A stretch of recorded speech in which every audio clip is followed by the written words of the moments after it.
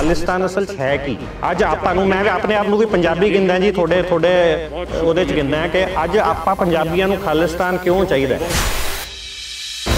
हिंदू के कोले इंडिया है जी, मुसलमान कोले पाकिस्तान जी, है। इस तरह पंजाबी ते सिख कोले खालिस्तान होना जी चाहिए। जी। ਉਹ ਖਾਲਿਸਤਾਨ ਅੱਡ ਦੇਸ਼ ਹੋਊਗਾ, बिल्कुल अड्ड ਉਹਦੇ ਨਾਲ ਸਿੱਖਾਂ ਦੇ, ਪੰਜਾਬੀਆਂ ਦੇ ਰਾਈਟਸ ਜਾਂ ਉਹਨਾਂ ਦੀਆਂ ਸਹੂਲਤਾਂ ਵਧਣਗੀਆਂ ਜੀ, ਜਾਂ ਉਹਨਾਂ ਦੀਆਂ ਮੁਸ਼ਕਲਾਂ ਵਧਣਗੀਆਂ ਜੇ ਅੱਡ ਹੋ ਜਾਊਗਾ। ਪੂਰੇ ਮੁਲਕ ਦੇ ਵਿੱਚ ਕਰੋੜਾਂ ਅਰਬਾਂ ਰੁਪਏ ਦੇ ਪੰਜਾਬੀ ਲੋਕ ਵਪਾਰ ਕਰਦੇ ਨੇ। ਪੂਰੇ ਮੁਲਕ ਦੇ ਵਿੱਚ ਹਰ ਜਗ੍ਹਾ ਆਪਣੇ ਧਰਮ ਦੇ ਗੁਰਦੁਆਰਾ ਸਾਹਿਬ ਨੇ ਜਾਂ ਧਰਮ ਖੇਤਰ ਨੇ, ਵੱਡੇ ਵੱਡੇ ਧਰਮ ਸਥਾਨ ਨੇ। ਅਤੇ ਜੇ ਖਾਲਿਸਤਾਨ ਅਲੱਗ ਹੋ ਗਿਆ, ਸਾਰੇ ਪੰਜਾਬੀ ਤੁਸੀਂ ਉੱਥੇ ਬੁਲਾਓਗੇ ਸਾਰੇ ਮੁਲਕਾਂ ਤੋਂ ਜਿਹੜੇ ਹੋਰ ਕਿਤੇ ਵਸੇ ਹੋਏ ਨੇ। ਹੁਣ ਸਾਡੇ ਗੁਰਦੁਆਰੇ ਸਾਰੇ ਪਾਕਿਸਤਾਨ ਦੇ ਵਿੱਚ ਹੈਗੇ ਆ। ਉਹੀ ਹੈ ਜੀ, ਸਿੱਖ ਪਹਿਲਾਂ ਹੀ ਉਹਨਾਂ ਗੁਰਦੁਆਰਿਆਂ ਨੂੰ ਯਾਦ ਕਰਦੇ ਨੇ, ਅਤੇ ਅੱਜ ਜੇ ਖਾਲਿਸਤਾਨ ਨਾਲ ਹੋਰ ਗੁਰਦੁਆਰੇ ਵੀ ਖਾਲਿਸਤਾਨ 'ਚ ਹੀ ਰਹਿ ਗਏ, ਅਤੇ ਜਿਹੜੇ ਬਾਹਰਲੇ ਸਿੱਖ ਨੇ ਉਹ ਫਿਰ ਉਹਨਾਂ ਨੂੰ ਵੀ ਯਾਦ ਕਰਨਗੇ ਦਿਨ ਰਾਤ।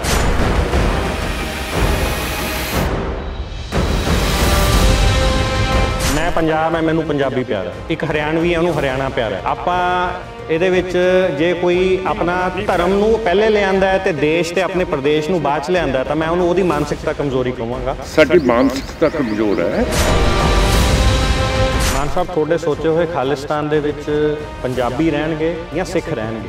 ਇਹ ਤਾਂ ਬੜਾ ਮੁਸ਼ਕਲ ਸਵਾਲ ਹੈ ਜੀ। ਪੰਜਾਬੀ ਕਿਉਂ ਨਹੀਂ ਰਹਿਣਗੇ? ਪੰਜਾਬੀ ਰਹਿਣਗੇ ਤਾਂ ਫਿਰ ਤੁਹਾਡੇ ਹਰ ਭਾਸ਼ਣ ਦੇ ਵਿੱਚ, ਬਹੁਤ ਸਾਰੀਆਂ ਸਟੇਟਮੈਂਟਸ ਦੇ ਵਿੱਚ ਕਈ ਵਾਰ ਇਹ ਆਉਂਦਾ ਜ਼ਿਕਰ ਵੀ ਕੁਝ ਹਿੰਦੂਆਂ ਨੇ ਸਾਰੀਆਂ ਚੀਜ਼ਾਂ ਉੱਪਰਲੀਆਂ ਖਰਾਬ ਕਰਤੀਆਂ, ਸਿੱਖਾਂ ਨੂੰ ਪਰੇਸ਼ਾਨ ਕਰ ਰਹੇ ਨੇ, ਹਿੰਦੂਤਵ ਨੇ ਸਿੱਖਾਂ ਨੂੰ ਸਫਰ ਕਰਾਇਆ। ਹੁਣ ਹਿੰਦੂ ਤਾਂ ਪੰਜਾਬੀ ਵੀ ਨੇ, ਖਾਲਿਸਤਾਨ ਵੀ ਤੁਸੀਂ ਕਹਿ ਰਹੇ ਹੋ ਪੰਜਾਬੀ ਵੀ ਰਹਿ ਸਕਦੇ ਨੇ, ਤਾਂ ਜੇ ਖਾਲਿਸਤਾਨ ਹੋਊਗਾ ਤਾਂ ਫਿਰ ਹਿੰਦੂਆਂ ਦਾ ਮੁਲਕ ਵੀ ਹੋ ਗਿਆ, ਬਿਲਕੁਲ ਹੋਊਗਾ, ਪੰਜਾਬੀਆਂ ਦਾ ਵੀ ਹੋ ਗਿਆ। ਅਤੇ ਫਿਰ ਇਹ ਸਟੇਟਮੈਂਟਸ ਦੇਣੀਆਂ ਠੀਕ ਨੇ ਮਾਨ ਸਾਹਿਬ ਵੀ ਆਪਾਂ ਬਾਰ-ਬਾਰ ਹਰ ਸਟੇਟਮੈਂਟ ਦੇ ਵਿੱਚ ਹਿੰਦੂਆਂ ਨੂੰ ਕਹਿੰਦੇ ਆਪਾਂ? ਉਹ ਹਿੰਦੂ ਪੰਜਾਬੀ ਵੀ ਤਾਂ ਹੋਣਗੇ ਮਾਨ ਸਾਹਿਬ, ਚਲੋ ਠੀਕ ਹੈ, ਪੰਜਾਬ ਤੋਂ ਬਾਹਰ ਦੇ ਵੀ ਹੋਣਗੇ, ਪਰ ਪੰਜਾਬ ਦੇ ਹਿੰਦੂ ਵੀ ਤਾਂ ਹੈਗੇ ਨੇ ਜਿਹੜੇ ਪੰਜਾਬ ਨੂੰ ਆਪਣਾ ਮੰਨਦੇ ਨੇ। ਜਿਹੜੇ ਖਾਲਿਸਤਾਨ ਦੀ ਆਪਾਂ ਗੱਲ ਕਰਦੇ ਹਾਂ ਮਾਨ ਸਾਹਿਬ, ਇਹ ਉਹੀ ਖਾਲਿਸਤਾਨ ਹੈ ਜੋ ਗੁਰਪਤਵੰਤ ਸਿੰਘ ਪੰਨੂ ਕਹਿੰਦਾ ਹੈ, ਜਾਂ ਇਹ ਖਾਲਿਸਤਾਨ ਅਲੱਗ ਹੈ ਅਤੇ ਗੁਰਪਤਵੰਤ ਸਿੰਘ ਪੰਨੂ ਦਾ ਖਾਲਿਸਤਾਨ ਅਲੱਗ ਹੈ? ਕੀ ਆਈਡੀਓਲੋਜੀ ਸੇਮ ਹੈ ਜੀ ਜਾਂ ਫਰਕ ਹੈ ਦੋਨਾਂ ਦਾ?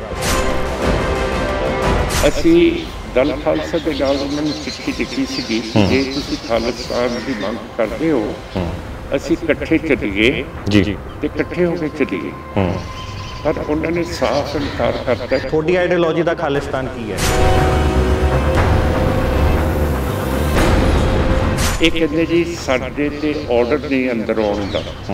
ਮੈਂ ਕਿਹਾ ਨੇਪਾਲ ਇੱਕ ਨਿਊਟਰਲ ਮੁਲਕ ਹੈ, ਉੱਥੇ ਤੁਸੀਂ ਆ ਜਾਓ, ਮੈਂ ਤੁਹਾਨੂੰ ਚੋਰੀ ਇਹ ਇੰਡੀਆ 'ਚ ਲੈ ਆਊਂਗਾ। ਤੁਸੀਂ ਇਹ ਕਿਹਾ ਹਾਂ ਕਿ ਮੈਂ ਤੁਹਾਨੂੰ ਚੋਰੀ ਇੰਡੀਆ 'ਚ ਲੈ ਆਊਂਗਾ, ਜਦ ਕਿ ਉਹਦਾ ਇੰਡੀਆ 'ਚ ਆਉਣਾ ਬੈਨ ਹੈ। ਹਾਂ,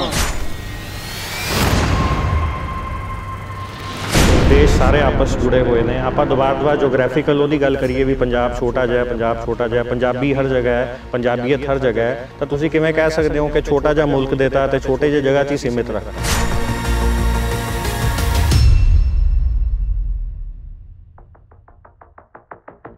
ਮੈਂ ਆਪਣੇ ਆਪ ਨੂੰ ਹਿੰਦੂ ਨਹੀਂ ਮੰਨਦਾ, ਮੈਂ ਆਪਣੇ ਆਪ ਨੂੰ ਸਿੱਖ ਨਹੀਂ ਮੰਨਦਾ, ਪਰ ਮੈਂ ਆਪਣੇ ਆਪ ਨੂੰ ਪੰਜਾਬੀ ਮੰਨਦਾ। ਅਤੇ ਜਿਹੜੇ ਖਾਲਿਸਤਾਨ ਹੈ ਉਹ ਪੰਜਾਬੀਆਂ ਦਾ ਖਾਲਿਸਤਾਨ ਹੈ ਜਾਂ ਸਿੱਖਾਂ ਦਾ ਖਾਲਿਸਤਾਨ ਹੈ? ਮਾਨ ਸਾਹਿਬ, ਤੁਸੀਂ ਕਿਹਾ ਸਾਡੀ ਜ਼ਮੀਨ ਸਾਨੂੰ ਦੇ ਦਿੱਤੀ ਜਾਵੇ। ਹਰਿਆਣਾ ਇਹ ਕਹਿੰਦਾ ਹੈ ਕਿ ਪੰਜਾਬ ਦੇ ਜਿਹੜੇ ਹਿੱਸਿਆਂ 'ਚ ਹਿੰਦੀ ਬੋਲੀ ਜਾਂਦੀ ਹੈ ਉਹ ਸਾਡੀ ਜ਼ਮੀਨ ਹੈ, ਤਾਂ ਫਿਰ ਹੁਣ ਜੇ ਡੇਰਾਬੱਸੀ ਹੈ ਜਾਂ ਖਰੜ ਹੈ ਉਹ ਹਰਿਆਣੇ ਨੂੰ ਦੇ ਦਿੱਤਾ ਜਾਵੇ? ਮੈਂ ਕਹਿੰਦਾ ਜੀ ਸਾਨੂੰ ਪਾਕਿਸਤਾਨ ਨਾਲ ਰਲਾ ਦਿਓ, ਅਸੀਂ ਸਾਰਾ ਹਰਿਆਣਾ ਦੇ ਦਿੰਦੇ ਹਾਂ, ਪੰਜਾਬ ਦੇ ਦਿੰਦੇ ਹਾਂ ਜੀ, ਸਾਨੂੰ 2 ਟੁਕੜੇ ਕਰਤਾਰਪੁਰ ਸਾਹਿਬ ਦੇ ਦਿਓ, ਅਸੀਂ ਉੱਥੇ ਚਲੇ ਜਾਂਦੇ ਹਾਂ, ਤੁਸੀਂ ਪੰਜਾਬ ਸਾਰਾ ਲੈ ਲਓ ਹਰਿਆਣਾ ਨੂੰ, ਸਾਨੂੰ ਤੁਹਾਡਾ ਕੱਖ ਨਹੀਂ ਚਾਹੀਦਾ।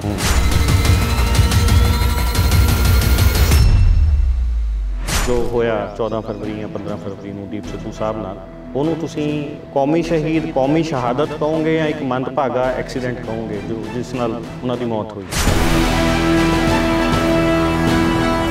ਤੁਸੀਂ ਸਰਕਾਰ ਨੂੰ ਕਿਹਾ ਜੀ ਇਸ ਬਾਰੇ ਸੈਪਰੇਟ ਇੱਕ ਕਮਿਸ਼ਨ ਬਣਾਉਣ ਬਾਰੇ, ਇਸ ਦੀ ਤਫਤੀਸ਼ ਬਾਰੇ? ਕਾਤਲ ਨੂੰ ਤੁਸੀਂ ਬਹੁਤ ਜ਼ਿੰਮੇਵਾਰ ਤੇ ਇੰਟੈਲੀਜੈਂਟ ਹੋ, ਹੁਣ ਮੈਂ ਉਸ ਸਰਕਾਰ ਨੂੰ ਕਹਾ ਜਿਸ ਨੇ ਕਤਲ ਕਰਾਇਆ? ਸਰਕਾਰ ਨੇ ਹੀ ਕਤਲ ਕਰਾਇਆ ਤੁਹਾਡਾ ਮਤਲਬ? ਉਹ ਸਾਕੇ ਇਹੋ ਜਿਹੇ ਸੀਗੇ ਜੀ, ਉਹ ਮਾਹੌਲ ਇਹੋ ਜਿਹਾ ਸੀਗਾ, ਅਤੇ ਇਹ ਇੱਕ ਸੜਕ ਦਾ ਐਕਸੀਡੈਂਟ ਹੈ ਜੋ ਲੋਕ ਮੰਨਦੇ ਨੇ ਜਾਂ ਜੋ ਕਿਹਾ ਜਾਂਦਾ ਹੈ। ਇਹ ਸ਼ਹਾਦਤ ਦੇ ਨਾਲ ਜੋੜਿਆ ਜਾਂਦਾ ਹੈ। ਮੈਜੋਰਿਟੇਰੀਅਨ ਜਿਹੜੀ ਵੱਧ ਗਿਣਤੀ ਹੈ ਜੀ ਉਹ ਮੰਨਦੇ ਨੇ। ਅੱਛਾ ਸਿੱਖ ਨਹੀਂ ਮੰਨਦੇ। ਅੱਛਾ, ਇਲੈਕਸ਼ਨਾਂ ਦੇ ਵਿੱਚ ਦੀਪ ਸਿੱਧੂ ਸਾਹਿਬ ਤੁਹਾਡੇ ਕੈਂਪੇਨ ਦੇ ਵਿੱਚ ਬਹੁਤ ਜ਼ਿਆਦਾ ਐਕਟਿਵ ਸੀਗੇ। ਉਹ ਕੀ ਸਿੱਖੀ ਮਾਡਲ ਕਰਕੇ ਐਕਟਿਵ ਸੀਗੇ ਜਾਂ ਸੈਲੀਬ੍ਰਿਟੀ ਇਮੇਜ ਕਰਕੇ ਐਕਟਿਵ ਸੀਗੇ? ਕਈ ਜਗ੍ਹਾ ਮੈਂ ਦੇਖਿਆ ਵੀ ਇੱਕ ਹੱਥ ਉਹਨਾਂ ਨੇ ਝਾੜੂ ਚੱਕਿਆ ਹੋਇਆ ਸੀ ਤੇ ਇੱਕ ਹੱਥ ਤਲਵਾਰ ਚੱਕੀ ਹੋਈ ਸੀ। ਲੋਕਾਂ ਨੂੰ ਖਾਲਿਸਤਾਨ ਜਾਂ ਸਿੱਖੀਜ਼ਮ ਦੇ ਨਾਂ ਤੇ ਵੋਟਾਂ ਦੀ ਅਪੀਲ ਕੀਤੀ ਜਾਂਦੀ ਸੀਗੀ। ਝਾੜੂ ਤੇ ਤਲਵਾਰ ਇੱਕੋ ਹੱਥ 'ਚ ਚੱਕਣਾ ਦੀਪ ਸਿੱਧੂ ਦੇ ਠੀਕ ਮੰਨਦੇ ਸੀ ਤੁਸੀਂ? ਮਹਾਨ ਸ਼ਖਸੀਅਤ ਸੀਗੇ ਸੰਤ ਭਿੰਡਰਾਂ ਵਾਲੇ, ਹੁਣ ਉਹਨਾਂ ਨੂੰ ਦੀਪ ਸਿੱਧੂ ਦੇ ਨਾਂ ਨਾਲ ਜੋੜਿਆ ਜਾਂਦਾ ਹੈ, ਦੀਪ ਸਿੱਧੂ ਨੂੰ ਉਹਨਾਂ ਦੇ ਬਰਾਬਰ ਰੱਖਿਆ ਜਾਂਦਾ ਹੈ। ਇਹ ਗੱਲ ਤੁਹਾਨੂੰ ਸਹੀ ਲੱਗਦੀ ਹੈ ਵੀ ਆਪਾਂ ਇੱਕ ਸੰਤ ਦੇ ਨਾਲ ਦੀਪ ਸਿੱਧੂ ਦੀ ਇਮੇਜ ਪੋਰਟਰੇ ਕਰ ਰਹੇ ਹਾਂ, ਬਰਾਬਰ ਰੱਖ ਰਹੇ ਹਾਂ? ਇਸ ਟਾਈਮ ਜੋ ਪੰਜਾਬ ਦਾ ਮਾਹੌਲ ਹੈ, ਅਕਾਲੀ ਦਲ ਬਾਦਲ ਦਾ ਲੋਕ ਬਦਲ ਲੱਭ ਰਹੇ ਨੇ, ਇੱਕ ਹੋਰ ਆਲਟਰਨੇਟ ਲੱਭ ਰਹੇ ਨੇ ਜਿਹੜੇ ਪੰਥਕ ਵੋਟਰ ਨੇ ਪੰਜਾਬ ਦੇ। ਪਰ ਜਦੋਂ ਤੁਸੀਂ ਖਾਲਿਸਤਾਨ ਏਜੰਡੇ ਨੂੰ ਮੇਨ ਰੱਖਦੇ ਹੋ ਆਪਣੇ ਇਲੈਕਸ਼ਨਾਂ ਦੇ ਵਿੱਚ ਜਾਂ ਹਰ ਚੀਜ਼ ਦੇ ਵਿੱਚ, ਤਾਂ ਜਿਹੜਾ ਪੰਜਾਬ ਦਾ ਹਿੰਦੂ ਵੋਟਰ ਹੈ ਜਾਂ ਨੌਨ ਪੰਥਕ ਵੋਟਰ ਹੈ ਉਹ ਤੁਹਾਡੇ ਵੱਲ ਨਹੀਂ ਆਉਂਦਾ ਤੇ ਇਨਡਾਇਰੈਕਟਲੀ ਦੂਜੇ ਪਾਸੇ ਉਹ ਵੋਟਰ ਫੇਰ ਦੁਬਾਰਾ ਕਾਂਗਰਸ ਜਾਂ ਹੋਰ ਪਾਰਟੀਆਂ ਵੱਲ ਚਲਾ ਜਾਂਦਾ। ਤਾਂ ਤੁਹਾਨੂੰ ਨਹੀਂ ਲੱਗਦਾ ਇਹ ਅੰਨੀ ਗੂੜੀ ਸੋਚ ਹੈ ਜਿਹੜੀ ਤੁਹਾਡੀ ਪੰਥਕ ਸੋਚ ਹੈ, ਉਹਦਾ ਤੁਹਾਡੀ ਪਾਰਟੀ ਵਾਸਤੇ ਜਾਂ ਸ਼੍ਰੋਮਣੀ ਅਕਾਲੀ ਦਲ ਮਾਨ ਵਾਸਤੇ ਇਹ ਚੀਜ਼ ਨਹੀਂ ਠੀਕ ਹੈਗੀ? ਹਿੰਦੂ ਸਿੱਖ ਮੁਸਲਮਾਨ ਨੂੰ ਵੋਟ ਨਹੀਂ ਪਾਊਗਾ, ਪਰ ਜੋ ਕਰਕੇ ਸਿੱਖ ਦੀ ਕੌਮੀਅਤ ਮਰੀ ਹੋਈ ਹੈ ਉਹ ਹਿੰਦੂ ਨੂੰ ਵੋਟ ਪਾ ਦਿੰਦਾ। ਤੁਹਾਡੇ ਮੁੱਦੇ ਵਿਧਾਨ ਸਭਾ 'ਚ ਜਾਣ ਵਾਸਤੇ, ਜਿੱਤਣ ਵਾਸਤੇ, ਮੈਜੋਰਿਟੀ 'ਚ ਆਉਣ ਵਾਸਤੇ ਤੁਹਾਨੂੰ ਉਹਨਾਂ ਵੋਟਾਂ ਦੀ ਲੋੜ ਨਹੀਂ ਹੈਗੀ ਜਿਹੜੀਆਂ ਵੋਟਾਂ ਅੱਜ ਆਪਣੀਆਂ ਇਸੇ ਪੰਥਕ ਏਜੰਡੇ ਕਰਕੇ ਖਰਾਬ ਹੋ ਰਹੀਆਂ ਨੇ, ਜਾਂ ਐਂ ਕਹਿ ਲਓ ਖਰਾਬ ਨਹੀਂ ਹੋ ਰਹੀਆਂ, ਉਹ ਦੂਜੇ ਪਾਸੇ ਜਾ ਰਹੀਆਂ ਨੇ। ਦੂਜੀ ਪਾਰਟੀਆਂ ਨੂੰ ਇਨਡਾਇਰੈਕਟਲੀ ਫਾਇਦਾ ਮਿਲ ਰਿਹਾ ਹੈ ਇਹ ਸੋਚ ਦਾ। ਤੁਸੀਂ ਸਿੱਖਾਂ ਨੂੰ ਗੁਲਾਮ ਮੰਨਦੇ ਹੋ ਹਲੇ ਪੰਜਾਬ 'ਚ? ਗੁਲਾਮ ਹੈ, ਹੋਰ ਕੀ ਹੈ? ਜਦ ਦਾ ਹਿੰਦੂਤਵ ਦਾ ਰਾਜ ਆਇਆ 1962 ਦੇ ਵਿੱਚ 40,000 ਸਕੁਆਇਰ ਕਿਲੋਮੀਟਰ ਹਿੰਦੂਤਵ ਨੇ ਚੀਨ ਨੂੰ ਦੇ ਦਿੱਤੇ। 2020 ਦੇ ਵਿੱਚ 900 ਸਕੁਆਇਰ ਕਿਲੋਮੀਟਰ ਹੋਰ ਚੀਨ ਨੂੰ ਦੇ ਦਿੱਤੇ। ਜਿਹੜੀ ਕੌਮ ਨੂੰ ਅਣਖੀ ਦੀ ਹੈ ਤੇ ਐਵੇਂ ਵੋਟਾਂ ਦੇ ਸਹਾਰੇ ਦੇ ਉੱਤੇ ਹਿੰਦੂਤਵ ਕਰੀ ਜਾਣਾ, ਮੇਰਾ ਮਤਲਬ ਕੋਈ ਅਣਖਤਾ ਹੋਣੀ ਚਾਹੀਦੀ ਹੈ ਮੁਲਕ ਦੇ ਵਿੱਚ। ਵਿਸ਼ਾਲ ਦਿਲ ਕੱਢ ਕੇ ਜਿਹੜਾ ਚੰਡੀਗੜ੍ਹ ਪੰਜਾਬ ਦੇ ਲਈ ਬਣਿਆ ਉਹ ਕਿਉਂ ਨਹੀਂ ਦਿੱਤਾ? ਤੁਹਾਨੂੰ ਲੱਗਦਾ ਵੀ ਚੰਡੀਗੜ੍ਹ ਹਿੰਦੂ ਨਹੀਂ ਦਿੰਦੇ ਜਾਂ ਸਿਆਸੀ ਰੋਟੀਆਂ ਸੇਕੀਆਂ ਜਾ ਰਹੀਆਂ ਚੰਡੀਗੜ੍ਹ ਦੇ ਤਵੇ ਤੇ? ਹਿੰਦੂ ਚੰਡੀਗੜ੍ਹ ਨਹੀਂ ਦੇ ਰਹੇ, ਹਿੰਦੂਤਵ ਸਰਕਾਰ ਚੰਡੀਗੜ੍ਹ ਨਹੀਂ ਦੇ ਰਹੀ, ਤੇ ਹਿੰਦੂ ਨਹੀਂ ਦੇ ਰਹੇ ਜਾਂ ਹਕੂਮਤ ਨਹੀਂ ਦੇ ਰਹੀ, ਦੋਨਾਂ ਦਾ ਫਰਕ ਹੈ। ਹਿੰਦੂਆਂ ਦਾ ਤੇ ਹਕੂਮਤਾਂ ਦਾ ਫਰਕ ਹੈ। ਸਿੱਖ ਪ੍ਰਧਾਨ ਮੰਤਰੀ ਵੀ ਰਿਹਾ, ਮੁਸਲਿਮ ਪ੍ਰਧਾਨ ਮੰਤਰੀ ਜਾਂ ਪ੍ਰੈਜ਼ੀਡੈਂਟ ਵੀ ਰਿਹਾ, ਇਹਦੇ 'ਚ ਕੋਈ ਇੱਕ ਧਰਮ ਦਾ ਟੈਗ ਆਪਾਂ ਆਪਣੇ ਦੇਸ਼ ਨੂੰ ਦੇ ਦਈਏ, ਮੈਂ ਇਹਨੂੰ ਜਾਇਜ਼ ਨਹੀਂ ਸਮਝਦਾ। ਅਨੰਦਪੁਰ ਸਾਹਿਬ ਦੇ ਵਿੱਚ ਜੋ ਮਤਾ ਪਾਸ ਹੋਇਆ ਸੀਗਾ, ਅੱਜ ਦੇ ਜੋ ਪੰਜਾਬ ਦੇ ਹਾਲਾਤ ਨੇ ਉਹਨਾਂ ਦੇ ਵਿੱਚ ਉਹ ਅਨੰਦਪੁਰ ਸਾਹਿਬ ਦੇ ਮਤੇ ਦਾ ਕੀ ਪ੍ਰਭਾਵ ਹੈਗਾ? ਢੱਲੀ ਸਾਹਿਬ ਨੂੰ ਮੈਮੋਰੈਂਡਮ ਦਿੱਤਾ ਸੀ ਜੀ ਕਿ ਅਸੀਂ ਆਜ਼ਾਦੀ ਚਾਹੁੰਦੇ ਹਾਂ ਜੀ, ਪਰ ਉਸ ਤੋਂ ਬਾਅਦ ਛੇਤੀ ਹੀ ਬਾਦਲ ਸਾਹਿਬ ਵੀ ਮੁੱਕਰ ਗਏ, ਤਲਵੰਡੀ ਸਾਹਿਬ ਵੀ ਮੁੱਕਰ ਗਏ, ਚੌੜਾ ਸਾਹਿਬ ਵੀ ਮੁੱਕਰ ਗਏ। ਇਹ ਰਾਜਨੀਤੀ ਦੇ ਦਬਾਅ ਦੇ ਕਾਰਨ ਮੁੱਕਰ ਗਏ ਸਰ, ਜਾਂ ਇਹਨਾਂ ਦੇ ਕੋਈ ਵਿਚਾਰ ਜਾਂ ਆਈਡੀਓਲੋਜੀ ਡਿਫਰੈਂਟ ਹੋ ਗਈ ਖਾਲਿਸਤਾਨ? ਇਹਨਾਂ ਦੇ ਵਿੱਚ ਦੋ ਚੀਜ਼ਾਂ, ਇੱਕ ਤਾਂ ਲਾਲਚ ਹੈਗਾ, ਇੱਕ ਹੈਗਾ ਡਰ। ਲਾਲਚ ਰਾਜਨੀਤੀ ਦਾ। ਜੋ ਮਾਨ ਸਾਹਿਬ ਤੁਸੀਂ ਗੱਲ ਕਹੀ ਕਿ ਹਿਊਮਨ ਰਾਈਟਸ ਦਾ ਨਹੀਂ ਪਤਾ, ਕਾਨੂੰਨ ਦਾ ਨਹੀਂ ਪਤਾ, ਸਲੀਕਾ ਨਹੀਂ ਪਤਾ, ਤਾਂ ਤੁਹਾਨੂੰ ਨਹੀਂ ਲੱਗਦਾ ਕਿ ਫਿਲਹਾਲ ਇਹਨਾਂ ਚੀਜ਼ਾਂ ਦਾ ਪ੍ਰਚਾਰ ਜਾਂ ਸਿੱਖੀ ਦਾ ਪ੍ਰਚਾਰ ਜਾਂ ਇਹ ਚੀਜ਼ਾਂ ਲਈ ਲੋਕਾਂ ਨੂੰ ਸਮਝਾਉਣਾ ਚਾਹੀਦਾ, ਨਾ ਕਿ ਖਾਲਿਸਤਾਨ ਨੂੰ ਪਹਿਲੇ ਆਪਾਂ ਪ੍ਰੋਜੈਕਟ ਕਰਦੇ ਹਾਂ ਹਰ ਚੀਜ਼ ਦੇ ਵਿੱਚ? ਉਸ ਤੋਂ ਜ਼ਿਆਦਾ ਜ਼ਰੂਰੀ ਕਿ ਇਹਨਾਂ ਚੀਜ਼ਾਂ ਦਾ ਪ੍ਰਚਾਰ ਤੇ ਇਹਨਾਂ ਚੀਜ਼ਾਂ ਦੀ ਸਿਖਲਾਈ ਨਹੀਂ ਹੈਗੀ ਜੀ ਲੋਕਾਂ ਦੀ, ਜੋ ਅੱਜ ਦਾ ਪੰਜਾਬ ਦਾ ਹਾਲ ਹੈ।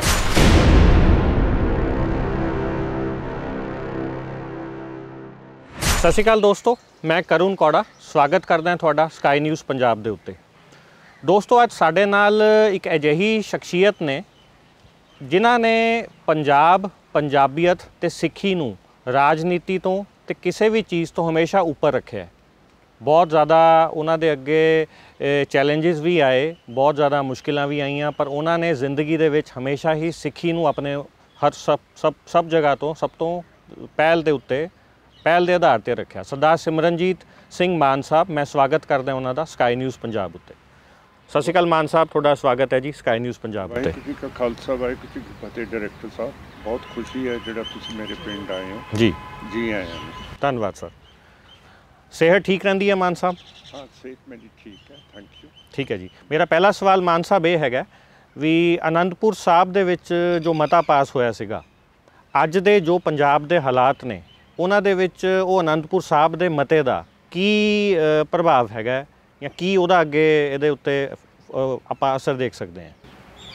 ਅਨੰਦਪੁਰ ਸਾਹਿਬ ਦੇ ਮਤਾ ਜਿਹੜਾ ਟਾਈਮ ਸਿਰ ਹਿੰਦੁਤਵਾ ਯੂਨੀਅਨ ਸਰਕਾਰ ਨੇ ਨਹੀਂ ਦਿੱਤਾ ਜੀ, ਉਹਦੇ ਵਿੱਚ ਬਹੁਤ ਤਬਦੀਲੀਆਂ ਆਈਆਂ ਔਰ ਜੋ ਕੁਝ ਕਸ਼ਮੀਰ ਦੇ ਨਾਲ ਉਹਨਾਂ ਦੀ ਖੁਦ ਮੁਖਤਿਆਰੀ ਮਾਰੀ ਗਈ ਹੈ। 5 ਅਗਸਤ 2019 ਦੇ ਵਿੱਚ ਸੈਂਟਰ ਨੇ ਉਹਨਾਂ ਦੀ ਆਰਟੀਕਲ 370 ਰੱਦ ਕਰ ਦਿੱਤੀ ਹੈ, ਜਿਹੜੀ ਖੁਦ ਮੁਖਤਿਆਰੀ ਦਿੰਦੀ ਸੀ ਜੀ।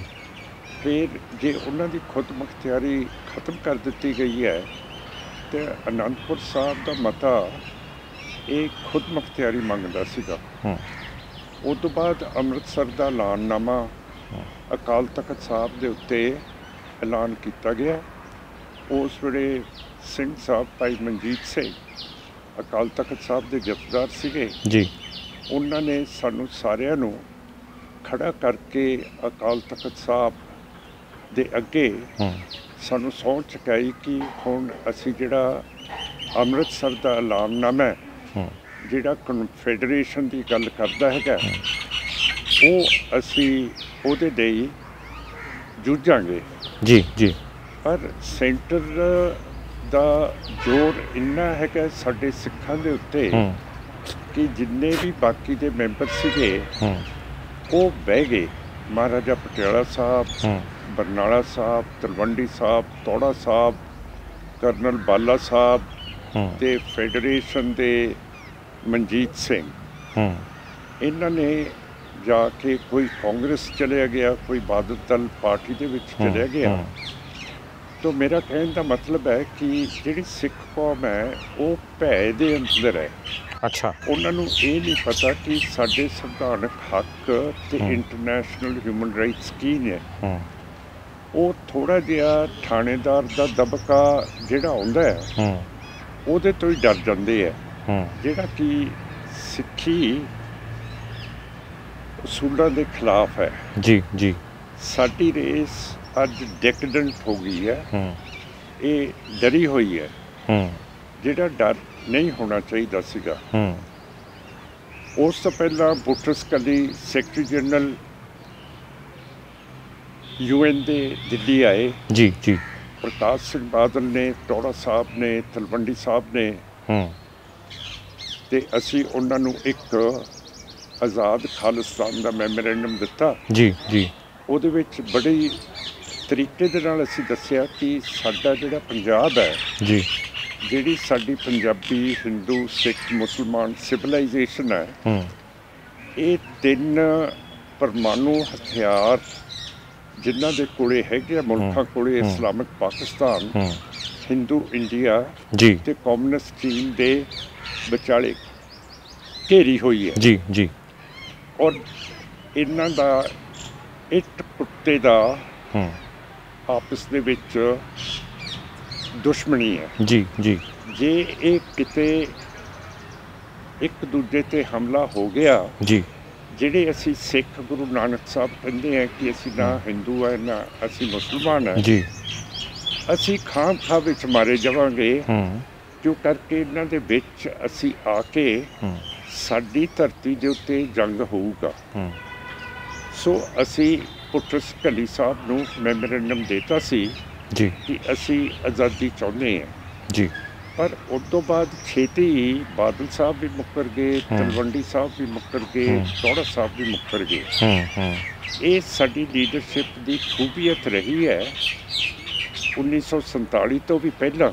ਇਹ ਰਾਜਨੀਤੀ ਦੇ ਦਬਾਅ ਦੇ ਕਾਰਨ ਮੁੱਕਰ ਗਏ ਸਰ, ਜਾਂ ਇਹਨਾਂ ਦੇ ਕੋਈ ਵਿਚਾਰ ਜਾਂ ਆਈਡੀਓਲੋਜੀ ਡਿਫਰੈਂਟ ਹੋ ਗਈ ਖਾਲਿਸਤਾਨ ਤੋਂ? ਇਹਨਾਂ ਦੇ ਵਿੱਚ 2 ਚੀਜ਼ਾਂ ਹੈ, ਇੱਕ ਤਾਂ ਲਾਲਚ ਹੈਗਾ, ਇੱਕ ਹੈਗਾ ਡਰ। ਲਾਲਚ ਰਾਜਨੀਤੀ ਦਾ? ਕੁਛ ਉੱਚੇ ਪੱਧਰ ਤੇ ਆਉਂਦਾ, ਕੋਠੀਆਂ ਬਣਦੀਆਂ ਜੀ, ਇਹ ਪੈਸਾ ਆਉਂਦਾ ਹੈ, ਧਨ ਆਉਂਦਾ ਹੈ, ਜਵਾਰੀਆਂ ਦੇ ਹੱਟੀਆਂ ਖੁੱਲ੍ਹ ਜਾਂਦੀਆਂ ਇਹਨਾਂ ਦੇ ਲਈ, ਦਿੱਲੀ ਦੇ ਵਿੱਚ ਕੋਠੀਆਂ ਬਣ ਜਾਂਦੀਆਂ, ਸਾਰਾ ਕੁਛ ਜਿਹੜਾ ਲਾਲਚ ਹੁੰਦਾ ਤੇ ਜਿਹੜਾ ਡਰ ਹੁੰਦਾ, ਇਹ ਦੋਨੋਂ ਹਿੰਦੁੱਤਵਾ ਸਾਡੇ ਲੀਡਰਸ ਦੇ ਉੱਤੇ ਲਾਉਂਦੀ ਹੈ ਤੇ ਇਹ ਫਿਰ ਡਰ ਕੇ ਪਿੱਛੇ ਹਟ ਜਾਂਦੇ ਹੈ। ਇਹ ਸਾਡੀ ਕੌਮ ਦੀ ਬਹੁਤ ਭਾਰੀ ਮੁਸੀਬਤ ਹੈ ਕਿ ਅਸੀਂ ਜ਼ਬਰ ਦੇ ਖਿਲਾਫ ਖੜ ਨਹੀਂ ਸਕਦੇ। ਜਦੋਂ ਮੈਂ ਜੇਲ੍ਹ ਦੇ ਵਿੱਚੋਂ ਆਇਆ ਸੀ ਜੀ ਮੈਨੂੰ ਕਿਉਂ ਕਰਕੇ ਕਾਨੂੰਨ ਦਾ ਪਤਾ ਸੀ, ਮੈਂ ਸਾਰਿਆਂ ਨੂੰ ਕਿਹਾ ਸੀਗਾ ਕਿ ਉਦੋਂ 3 ਰੁਪਏ ਦਾ ਐਫੀਡੇਵਿਟ ਹੁੰਦਾ ਸੀਗਾ ਕਿ ਤੁਸੀਂ ਮੈਨੂੰ ਐਫੀਡੇਵਿਟ ਦਿਓ, ਜਿਹੜੇ ਪੁਲਿਸ ਅਫਸਰ ਫੌਜ ਅਫਸਰ ਨੇ ਤੁਹਾਡੇ ਬੰਦੇ ਮਾਰੇ ਹੈ ਉਹਦੇ 'ਤੇ ਅਸੀਂ ਮੁਕੱਦਮੇ ਕਰੀਏ। ਜੀ ਉਹ ਐਫੀਡੇਵਿਟਸ ਨੂੰ ਮੈਂ ਸੁਪਰੀਮ ਕੋਰਟ ਭੇਜ ਦਿੰਦਾ ਸੀਗਾ। ਉਸ ਤੋਂ ਬਾਅਦ ਬਹੁਤ ਪੁਲਿਸ ਅਫਸਰ ਅੱਜ ਵੀ ਜੇਲ੍ਹਾਂ ਦੇ ਵਿੱਚ ਫਸੇ ਹੋਏ ਹੈ, ਠੀਕ ਹੈ, ਤੇ ਹਿਊਮਨ ਰਾਈਟਸ ਦਾ ਸਾਡੀ ਕੌਮ ਨੂੰ ਪਤਾ ਨਹੀਂ ਹੈ ਤੇ ਜਿਹੜੇ ਇਹਦੇ ਸੇਫ ਗਾਰਡਸ ਹੈ ਉਹਦਾ ਨਹੀਂ ਪਤਾ ਹੈ ਤੇ ਇਹ ਆਪਣਾ ਦਿਮਾਗ ਲਾਉਣ ਨੂੰ ਤਿਆਰ ਨਹੀਂ ਹੈ। ਇਹਨਾਂ ਨੂੰ ਮੈਂ ਸਮਝਾਉਂਦਾ ਕਿ ਦਲੀਲ ਦੇ ਨਾਲ ਗੱਲ ਕਰੀਦੀ ਹੈ, ਦਲੀਲ ਦੇ ਨਾਲ ਸਾਰਾ ਕੁਛ ਹੁੰਦਾ ਹੈ। ਹੁਣ 2000 ਦੇ ਵਿੱਚ ਜਦੋਂ ਬਿਲ ਕਲਿੰਟਨ ਪ੍ਰੈਜ਼ੀਡੈਂਟ ਇੰਡੀਆ 'ਚ ਆਏ ਸੀਗੇ, ਉਹਨਾਂ ਦੀ ਜਿਹੜੀ ਸੈਕਟਰੀ ਆਫ ਸਟੇਟ ਸੀਗੀ ਆਲਬਰਾਈਟ, ਉਹਨੇ ਲਿਖਿਆ ਸੀਗਾ, ਕਲਿੰਟਨ ਸਾਹਿਬ ਨੇ ਉਹਦੀ ਫਾਰਵਰਡ ਲਿਖੀ ਸੀ ਕਿਤਾਬ ਦੀ, ਉਹਦੇ 'ਚ ਲਿਖਿਆ ਸੀਗਾ ਕਿ ਮੇਰੇ ਆਉਣ ਦੇ ਨਾਲ BJP RSS ਦੀ ਵਾਜਪਾਈ ਤੇ ਅਡਵਾਨੀ ਦੀ ਹੁਕੂਮਤ ਨੇ 43 ਸਿੱਖ ਪਿੰਡ ਚਿੱਠੀ ਸਿੰਘਪੁਰਾ ਕਸ਼ਮੀਰ ਦੇ ਵਿੱਚ ਫੌਜ ਤੋਂ ਮਰਵਾਤੇ ਹੈ। ਅੱਛਾ, ਹੁਣ ਉਹਦਾ ਅਸੀਂ ਢਿੱਲ ਦਾ ਜ਼ੋਰ ਲਾ ਲਿਆ ਪਰ ਉਹਦੀ ਤਫਤੀਸ਼ ਨਹੀਂ ਹੋ ਰਹੀ ਹੈਗੀ। ਜੋ ਮਾਨ ਸਾਹਿਬ ਤੁਸੀਂ ਗੱਲ ਕਹੀ ਕਿ ਹਿਊਮਨ ਰਾਈਟਸ ਦਾ ਨਹੀਂ ਪਤਾ, ਕਾਨੂੰਨ ਦਾ ਨਹੀਂ ਪਤਾ, ਸਲੀਕਾ ਨਹੀਂ ਪਤਾ, ਤਾਂ ਤੁਹਾਨੂੰ ਨਹੀਂ ਲੱਗਦਾ ਕਿ ਫਿਲਹਾਲ ਇਹਨਾਂ ਚੀਜ਼ਾਂ ਦਾ ਪ੍ਰਚਾਰ ਜਾਂ ਸਿੱਖੀ ਦਾ ਪ੍ਰਚਾਰ ਜਾਂ ਇਹ ਚੀਜ਼ਾਂ ਲਈ ਲੋਕਾਂ ਨੂੰ ਸਮਝਾਉਣਾ ਚਾਹੀਦਾ, ਨਾ ਕਿ ਖਾਲਿਸਤਾਨ ਨੂੰ ਪਹਿਲੇ ਆਪਾਂ ਪ੍ਰੋਜੈਕਟ ਕਰਦੇ ਹਾਂ ਹਰ ਚੀਜ਼ ਦੇ ਵਿੱਚ, ਉਸ ਤੋਂ ਜ਼ਿਆਦਾ ਜ਼ਰੂਰੀ ਕਿ ਇਹਨਾਂ ਚੀਜ਼ਾਂ ਦਾ ਪ੍ਰਚਾਰ ਤੇ ਇਹਨਾਂ ਚੀਜ਼ਾਂ ਦੀ ਸਿਖਲਾਈ ਨਹੀਂ ਹੈਗੀ ਜੀ ਲੋਕਾਂ ਦੀ, ਜੋ ਅੱਜ ਦਾ ਪੰਜਾਬ ਦਾ ਹਾਲ ਹੈ? ਮਨੁੱਖ ਦਾ ਜੀਵਨ ਬਹੁਤ ਥੋੜ੍ਹਾ ਹੁੰਦਾ ਜੀ, ਮੇਰਾ ਵੀ ਹੁਣ ਧਰਤੀ ਦੇ ਉੱਤੇ ਬਹੁਤ ਥੋੜ੍ਹਾ ਰਹਿ ਗਿਆ ਜੀ। ਹੁਣ ਜੇ ਮੈਂ ਪ੍ਰਚਾਰ 'ਚ ਲੱਗਾ ਕਿ ਕਾਨੂੰਨ ਕੀ ਹੈ, ਕਾਨੂੰਨ ਤਾਂ ਇਹ ਹਿੰਦੁੱਤਵਾ ਸਰਕਾਰ ਮੰਨਦੀ ਨਹੀਂ ਜੀ, ਤੇ ਇਹਨਾਂ ਨੂੰ ਸਮਝਾਉਣ ਦਾ ਕੀ ਫਾਇਦਾ? ਸਿੱਧਾ ਆਪਾਂ ਲੜ ਦਈਏ ਤਾਂ ਚੰਗਾ, ਇਹ ਮਰ ਤਾਂ ਸਿੱਧਾ ਲੜ ਕੇ ਹੀ ਤੁਹਾਨੂੰ ਲੱਗਦਾ ਹੱਲ ਨਿਕਲੂਗਾ ਤੇ ਕੁਛ ਨਾ ਕੁਛ ਤਾਂ ਫਾਇਦਾ ਹੋਊਗਾ। ਜਿਹੜੇ ਖਾਲਿਸਤਾਨ ਦੀ ਆਪਾਂ ਗੱਲ ਕਰਦੇ ਹਾਂ ਮਾਨ ਸਾਹਿਬ, ਇਹ ਉਹੀ ਖਾਲਿਸਤਾਨ ਹੈ ਜੋ ਗੁਰਪਤਵੰਤ ਸਿੰਘ ਪੰਨੂ ਕਹਿੰਦਾ ਹੈ, ਜਾਂ ਇਹ ਖਾਲਿਸਤਾਨ ਅਲੱਗ ਹੈ ਤੇ ਗੁਰਪਤਵੰਤ ਸਿੰਘ ਪੰਨੂ ਦਾ ਖਾਲਿਸਤਾਨ ਅਲੱਗ ਹੈ? ਕੀ ਆਈਡੀਓਲੋਜੀ ਸੇਮ ਹੈ ਜੀ ਜਾਂ ਫਰਕ ਹੈ ਦੋਨਾਂ ਦਾ ਆਪਸ 'ਚ? ਮੈਂ ਸਮਝ ਨਹੀਂ ਸਕਿਆ ਉਹਨਾਂ ਦੀ ਕੀ ਆਈਡੀਓਲੋਜੀ ਹੈ ਜੀ, ਉਹਨਾਂ ਦੇ ਬਾਉਂਡਰੀਜ਼ ਕੀ ਹੈ। ਅਸੀਂ ਦਲ ਖਾਲਸਾ ਦੇ ਨਾਲ ਉਹਨਾਂ ਨੂੰ ਚਿੱਠੀ ਲਿਖੀ ਸੀਗੀ ਕਿ ਜੇ ਤੁਸੀਂ ਖਾਲਿਸਤਾਨ ਦੀ ਮੰਗ ਕਰਦੇ ਹੋ ਅਸੀਂ ਇਕੱਠੇ ਚੱਲੀਏ ਜੀ, ਤੇ ਇਕੱਠੇ ਹੋ ਕੇ ਚੱਲੀਏ, ਪਰ ਉਹਨਾਂ ਨੇ ਸਾਫ਼ ਇਨਕਾਰ ਕਰਤਾ ਕਿ ਅਸੀਂ ਤੁਹਾਡੇ ਨਾਲ ਨਹੀਂ ਚੱਲਦੇ। ਅੱਛਾ, ਕਿਉਂ ਕਰਕੇ ਤੁਸੀਂ ਇੰਡੀਆ ਦੀ ਕਨਸਟੀਟਿਊਸ਼ਨ ਦੇ ਮਤਹਿਤ ਰਹਿੰਦੇ ਹੋ। ਅਸੀਂ ਆਖਿਆ ਫਿਰ ਹੋਰ ਕਿੱਥੇ ਰਹੀਏ, ਤੁਸੀਂ ਅਮਰੀਕਾ ਦੀ ਕਨਸਟੀਟਿਊਸ਼ਨ ਦੇ ਥੱਲੇ ਰਹਿੰਦੇ ਹੋ, ਜਾਂ ਤਾਂ ਤੁਸੀਂ ਖਾਲਿਸਤਾਨ ਦੀ ਕਨਸਟੀਟਿਊਸ਼ਨ ਦੇ ਥੱਲੇ ਰਹਿੰਦੇ ਹੋ, ਤੁਸੀਂ ਵੀ ਦੂਜੇ ਮੁਲਕ ਦੀ, ਕੈਨੇਡਾ ਦੀ ਕਨਸਟੀਟਿਊਸ਼ਨ, ਬਰਤਾਨੀਆ ਦੀ ਕਨਸਟੀਟਿਊਸ਼ਨ, ਜਿੱਥੇ ਜਿੱਥੇ ਤੁਹਾਡੇ ਕਾਰਡਰਸ ਹੈਗੇ ਉੱਥੇ ਖਾਲਿਸਤਾਨ ਤਾਂ ਹੈ ਨਹੀਂ। ਤੇ ਇਹ ਐਵੇਂ ਇਹ ਨੁਕਸ ਕੱਢ ਦੇਣਾ ਕਿ ਅਸੀਂ ਕਨਸਟੀਟਿਊਸ਼ਨ ਦੇ ਵਿੱਚ ਮੰਨਦੇ ਹਾਂ ਤੇ ਤੁਸੀਂ ਸਾਡੇ ਤੇ ਇਹੋ ਜਿਹੀਆਂ ਤੂਮਤਾਂ ਲਾਉਂਦੇ ਹੋ। ਮੇਰਾ ਖਿਆਲ ਹੈ, ਸਾਡਾ ਖਿਆਲ ਹੈ ਕਿ ਤੁਹਾਡਾ ਅਜੇ ਜਿਹੜਾ ਦਿਮਾਗ ਹੈ ਇਹ ਅਜੇ ਕਿਸੇ ਚੀਜ਼ ਦੇ ਵਿੱਚ ਫਸਿਆ ਹੋਇਆ ਜੀ। ਜੇ ਇਹਨੂੰ ਖੋਲ੍ਹ ਲਓ ਤੇ ਆਪਾਂ ਚੱਲ ਸਕਦੇ ਹਾਂ। ਫਿਰ ਅਸੀਂ ਧਰਤੀ ਦੇ ਉੱਤੇ ਖਾਲਿਸਤਾਨ ਦੀ ਮੰਗ ਕਰ ਰਹੇ ਹਾਂ, ਤੁਸੀਂ ਬਾਹਰ ਬੈਠੇ ਕਰ ਰਹੇ ਹੋ। ਇਹ ਕਹਿੰਦੇ ਜੀ ਸਾਡੇ ਤੇ ਆਰਡਰ ਨਹੀਂ ਅੰਦਰ ਆਉਣ ਦਾ। ਮੈਂ ਕਿਹਾ ਨੇਪਾਲ ਇੱਕ ਨਿਊਟਰਲ ਮੁਲਕ ਹੈ, ਉੱਥੇ ਤੁਸੀਂ ਆ ਜਾਓ, ਮੈਂ ਤੁਹਾਨੂੰ ਚੋਰੀ ਇਹ ਇੰਡੀਆ 'ਚ ਲੈ ਆਊਂਗਾ। ਤੁਸੀਂ ਇਹ ਕਿਹਾ? ਹਾਂ, ਕਿ ਮੈਂ ਤੁਹਾਨੂੰ ਚੋਰੀ ਇੰਡੀਆ 'ਚ ਲੈ ਆਊਂਗਾ, ਜਦ ਕਿ ਉਹਦਾ ਇੰਡੀਆ 'ਚ ਆਉਣਾ ਬੈਨ ਹੈ। ਹਾਂ, ਤੇ ਫਿਰ ਕਹਿੰਦੇ ਜੀ ਫਿਰ ਅਸੀਂ ਗ੍ਰਿਫਤਾਰ ਹੋ ਜਾਵਾਂਗੇ। ਤੇ ਮੈਂ ਕਿਹਾ ਜੇ ਗ੍ਰਿਫਤਾਰੀ ਤੋਂ ਡਰਦੇ ਹੋ ਤੇ ਫਿਰ ਤੁਸੀਂ ਢੇਲੇ ਦਾ ਖਾਲਿਸਤਾਨ ਬਣਵਾਉਂਗੇ। ਸੋ ਮੇਰਾ ਮਤਲਬ ਕਹਿਣ ਦਾ ਕਿ ਪ੍ਰੈਕਟੀਕਲੀ ਜੇ ਖਾਲਿਸਤਾਨ ਦੇ ਲਈ ਲੜਨਾ ਹੈ ਉਹਦੀ ਧਰਤੀ ਤੇ ਆ ਕੇ ਲੜਨਾ ਪਊਗਾ। ਬਾਹਰ ਤਾਂ ਇਹ ਬੜਾ ਮੁਸ਼ਕਿਲ ਹੈ, ਪੈਸੇ ਬਹੁਤ ਹੈ ਬਾਹਰ। ਪੈਸੇ ਤੁਸੀਂ ਦੇ ਦਿੰਦੇ ਹੋ ਕਿ ਤੁਸੀਂ ਝੰਡੇ ਗੱਡ ਦਿਓ ਇਹ DC ਦੇ ਦਫ਼ਤਰ ਦੇ ਉੱਤੇ, ਉਹਦੇ ਪੈਸੇ ਨਹੀਂ ਦੇਣੇ, ਝੰਡੇ ਜਲਾ ਦਿਓ, ਝੰਡੇ ਗੱਡ ਦਿਓ, ਫਿਰ ਇਹ ਤੁਸੀਂ ਹਾਲਾਂਕਿ ਕਦੀ ਇਹ ਜਾਂ ਨਾ ਕਿਸੇ ਨੇ ਕੁਛ ਕੀਤਾ ਤੇ ਨਾ ਹੋਇਆ, ਨਾ ਇਹ ਕਰ ਸਕਦੇ ਨੇ। ਤੁਸੀਂ ਲਾਲਚ ਦਿੰਦੇ ਹੋ ਮੁੰਡਿਆਂ ਨੂੰ ਕਿ ਅਸੀਂ ਇੰਨੇ ਪੈਸੇ ਵਰਗ ਲਾਉਂਦੇ ਨੇ ਯੂਥ ਨੂੰ। ਜਿਹੜੇ ਇਨਕਲਾਬੀ ਆਦਮੀ ਹੁੰਦੇ ਆ ਜੀ ਉਹ ਤਾਂ ਉਹਨਾਂ ਨੂੰ ਲਗਨ ਹੁੰਦੀ ਹੈ ਆਜ਼ਾਦੀ ਦੀ, ਉਹ ਪੈਸੇ ਲੈ ਕੇ ਕੰਮ ਨਹੀਂ ਕਰਦੇ ਹੈਗੇ। ਤੁਸੀਂ ਵੱਡੇ ਵੱਡੇ ਰਿਵਾਰਡਸ ਅਨਾਉਂਸ ਕਰ ਦਿੰਦੇ ਹੋ, ਆਹ ਕਰ ਦਿੰਦੇ ਹੋ, ਉਹ ਕਰ ਦਿੰਦੇ ਹੋ। ਹੁਣ ਜਿਹੜਾ ਲਾਲ ਕਿਲੇ ਦੇ ਉੱਤੇ 26 ਜਨਵਰੀ ਨੂੰ ਝੰਡਾ ਸਿੱਖਾਂ ਨੇ ਚੜਾਇਆ ਸੀਗਾ, ਉਹ ਤਾਂ ਉਹਨਾਂ ਨੇ ਆਪਣੀ ਮਰਜ਼ੀ ਦੇ ਨਾਲ, ਉਹਨਾਂ ਨੂੰ ਤਾਂ ਕੋਈ ਲਾਲਚ। ਥੋੜਾ ਮਾਨ ਸਾਹਿਬ ਦੱਸੋਗੇ, ਹੁਣ ਆਪਾਂ ਗੱਲ ਕਰ ਰਹੇ ਸੀ ਖਾਲਿਸਤਾਨ ਦੀ ਵੀ, ਗੁਰਪਤਵੰਤ ਸਿੰਘ ਪੰਨੂ ਦੀ ਆਈਡੀਓਲੋਜੀ ਪੂਰੀ ਅਲੱਗ ਹੈ, ਤੁਹਾਡੀ ਅਲੱਗ ਹੈ। ਤੁਹਾਡੀ ਆਈਡੀਓਲੋਜੀ ਦਾ ਖਾਲਿਸਤਾਨ ਕੀ ਹੈ? ਥੋੜਾ ਜਿਹਾ ਦਰਸ਼ਕਾਂ ਨੂੰ ਇਸ ਬਾਰੇ ਚਾਨਣ ਪਾਓ। ਦੇਖੋ ਜਿਵੇਂ ਹੁਣ 1947 ਦੇ ਵਿੱਚ ਬੜੇ ਤਕੜੇ ਵਕੀਲ ਸੀ ਗਾਂਧੀ, ਨਹਿਰੂ ਤੇ ਜਿਨ੍ਹਾਂ, ਉਹ ਦਲੀਲ ਦੇ ਨਾਲ ਆਪਣੇ ਆਪਣੇ ਮੁਲਕ ਲੈ ਗਏ। ਹੁਣ ਉਹੋ ਜਿਹਾ ਮੁਲਕ ਖਾਲਿਸਤਾਨ ਹੋਊਗਾ, ਇਹਦੀ ਬਾਉਂਡਰੀ ਹੋਊਗੀ, ਇਹਦੀ ਸੋਵਰੇਨਿਟੀ ਬਾਦਸ਼ਾਹੀ ਹੋਊਗੀ। ਇਨ ਗਰੀਬ ਸਿੱਖੋਂ ਕੋ ਦੋ ਬਾਦਸ਼ਾਹੀ 10ਵੇਂ ਪਾਤਸ਼ਾਹ ਕਹਿੰਦੇ ਆ। ਜਿਹਦੇ ਉਹਨਾਂ ਨੇ ਕਹਿਤਾ ਕਿ ਤੁਸੀਂ ਬਾਦਸ਼ਾਹੀ ਦੇ ਲਾਇਕ ਹੋ ਤੇ ਤੁਸੀਂ ਨਵਾਬੀਆਂ ਦੇ ਲਾਇਕ ਤਾਂ ਨਹੀਂ ਹੈ। ਹੁਣ ਚੀਫ ਮਿਨਿਸਟਰੀ ਤੇ ਛੋਟਾ ਜਿਹਾ ਪੰਜਾਬ ਦੇ ਦੇਣਾ, ਇਹ ਤਾਂ ਨਵਾਬੀ ਹੈ। ਤੇ ਫਿਰ ਚੰਡੀਗੜ੍ਹ ਦਾ ਰੌਲਾ ਪਾ ਲੈਣਾ। ਚੰਡੀਗੜ੍ਹ ਤੇ ਬਾਅਦ ਚ ਆਉਂਦੇ ਹਾਂ। ਮੈਂ ਮਾਨ ਸਾਹਿਬ ਇਹ ਗੱਲ ਵਿੱਚ ਕੱਟ ਰਿਹਾ ਤੁਹਾਡੀ। ਹੁਣ ਤਾਂ ਪੂਰਾ ਆਪਾਂ ਕਹੀਏ ਵੀ ਪੂਰਾ ਵਰਲਡ ਇੱਕ ਜਿਹਨੂੰ ਗਲੋਬਲ ਵਿਲੇਜ ਕਹਿੰਦੇ ਨੇ, ਪੂਰੇ ਦੇਸ਼ ਸਾਰੇ ਆਪਸ ਜੁੜੇ ਹੋਏ ਨੇ। ਆਪਾਂ ਦੁਬਾਰਾ ਜੋਗ੍ਰਾਫੀਕਲ ਉਹਦੀ ਗੱਲ ਕਰੀਏ ਵੀ ਪੰਜਾਬ ਛੋਟਾ ਜਿਹਾ, ਪੰਜਾਬ ਛੋਟਾ ਜਿਹਾ, ਪੰਜਾਬੀ ਹਰ ਜਗ੍ਹਾ ਹੈ, ਪੰਜਾਬੀਅਤ ਹਰ ਜਗ੍ਹਾ ਹੈ, ਤਾਂ ਤੁਸੀਂ ਕਿਵੇਂ ਕਹਿ ਸਕਦੇ ਹੋ ਕਿ ਛੋਟਾ ਜਿਹਾ ਮੁਲਕ ਦੇਤਾ ਤੇ ਛੋਟੇ ਜਿਹੇ ਜਗ੍ਹਾ 'ਚ ਹੀ ਸੀਮਿਤ ਰੱਖਤਾ? ਤੁਹਾਡੀ ਗੱਲ ਬੜੀ ਠੀਕ ਹੈ ਜੀ, ਬੜੀ ਦਲੀਲ ਦੀ ਗੱਲ ਹੈ ਜੀ। ਪਰ ਫਿਰ ਹਿੰਦੂ ਵਿਸ਼ਾਲ ਦਿਲ ਕੱਢ ਕੇ ਜਿਹੜਾ ਚੰਡੀਗੜ੍ਹ ਪੰਜਾਬ ਦੇ ਲਈ ਬਣਿਆ, ਉਹ ਕਿਉਂ ਨਹੀਂ ਦਿੰਦਾ?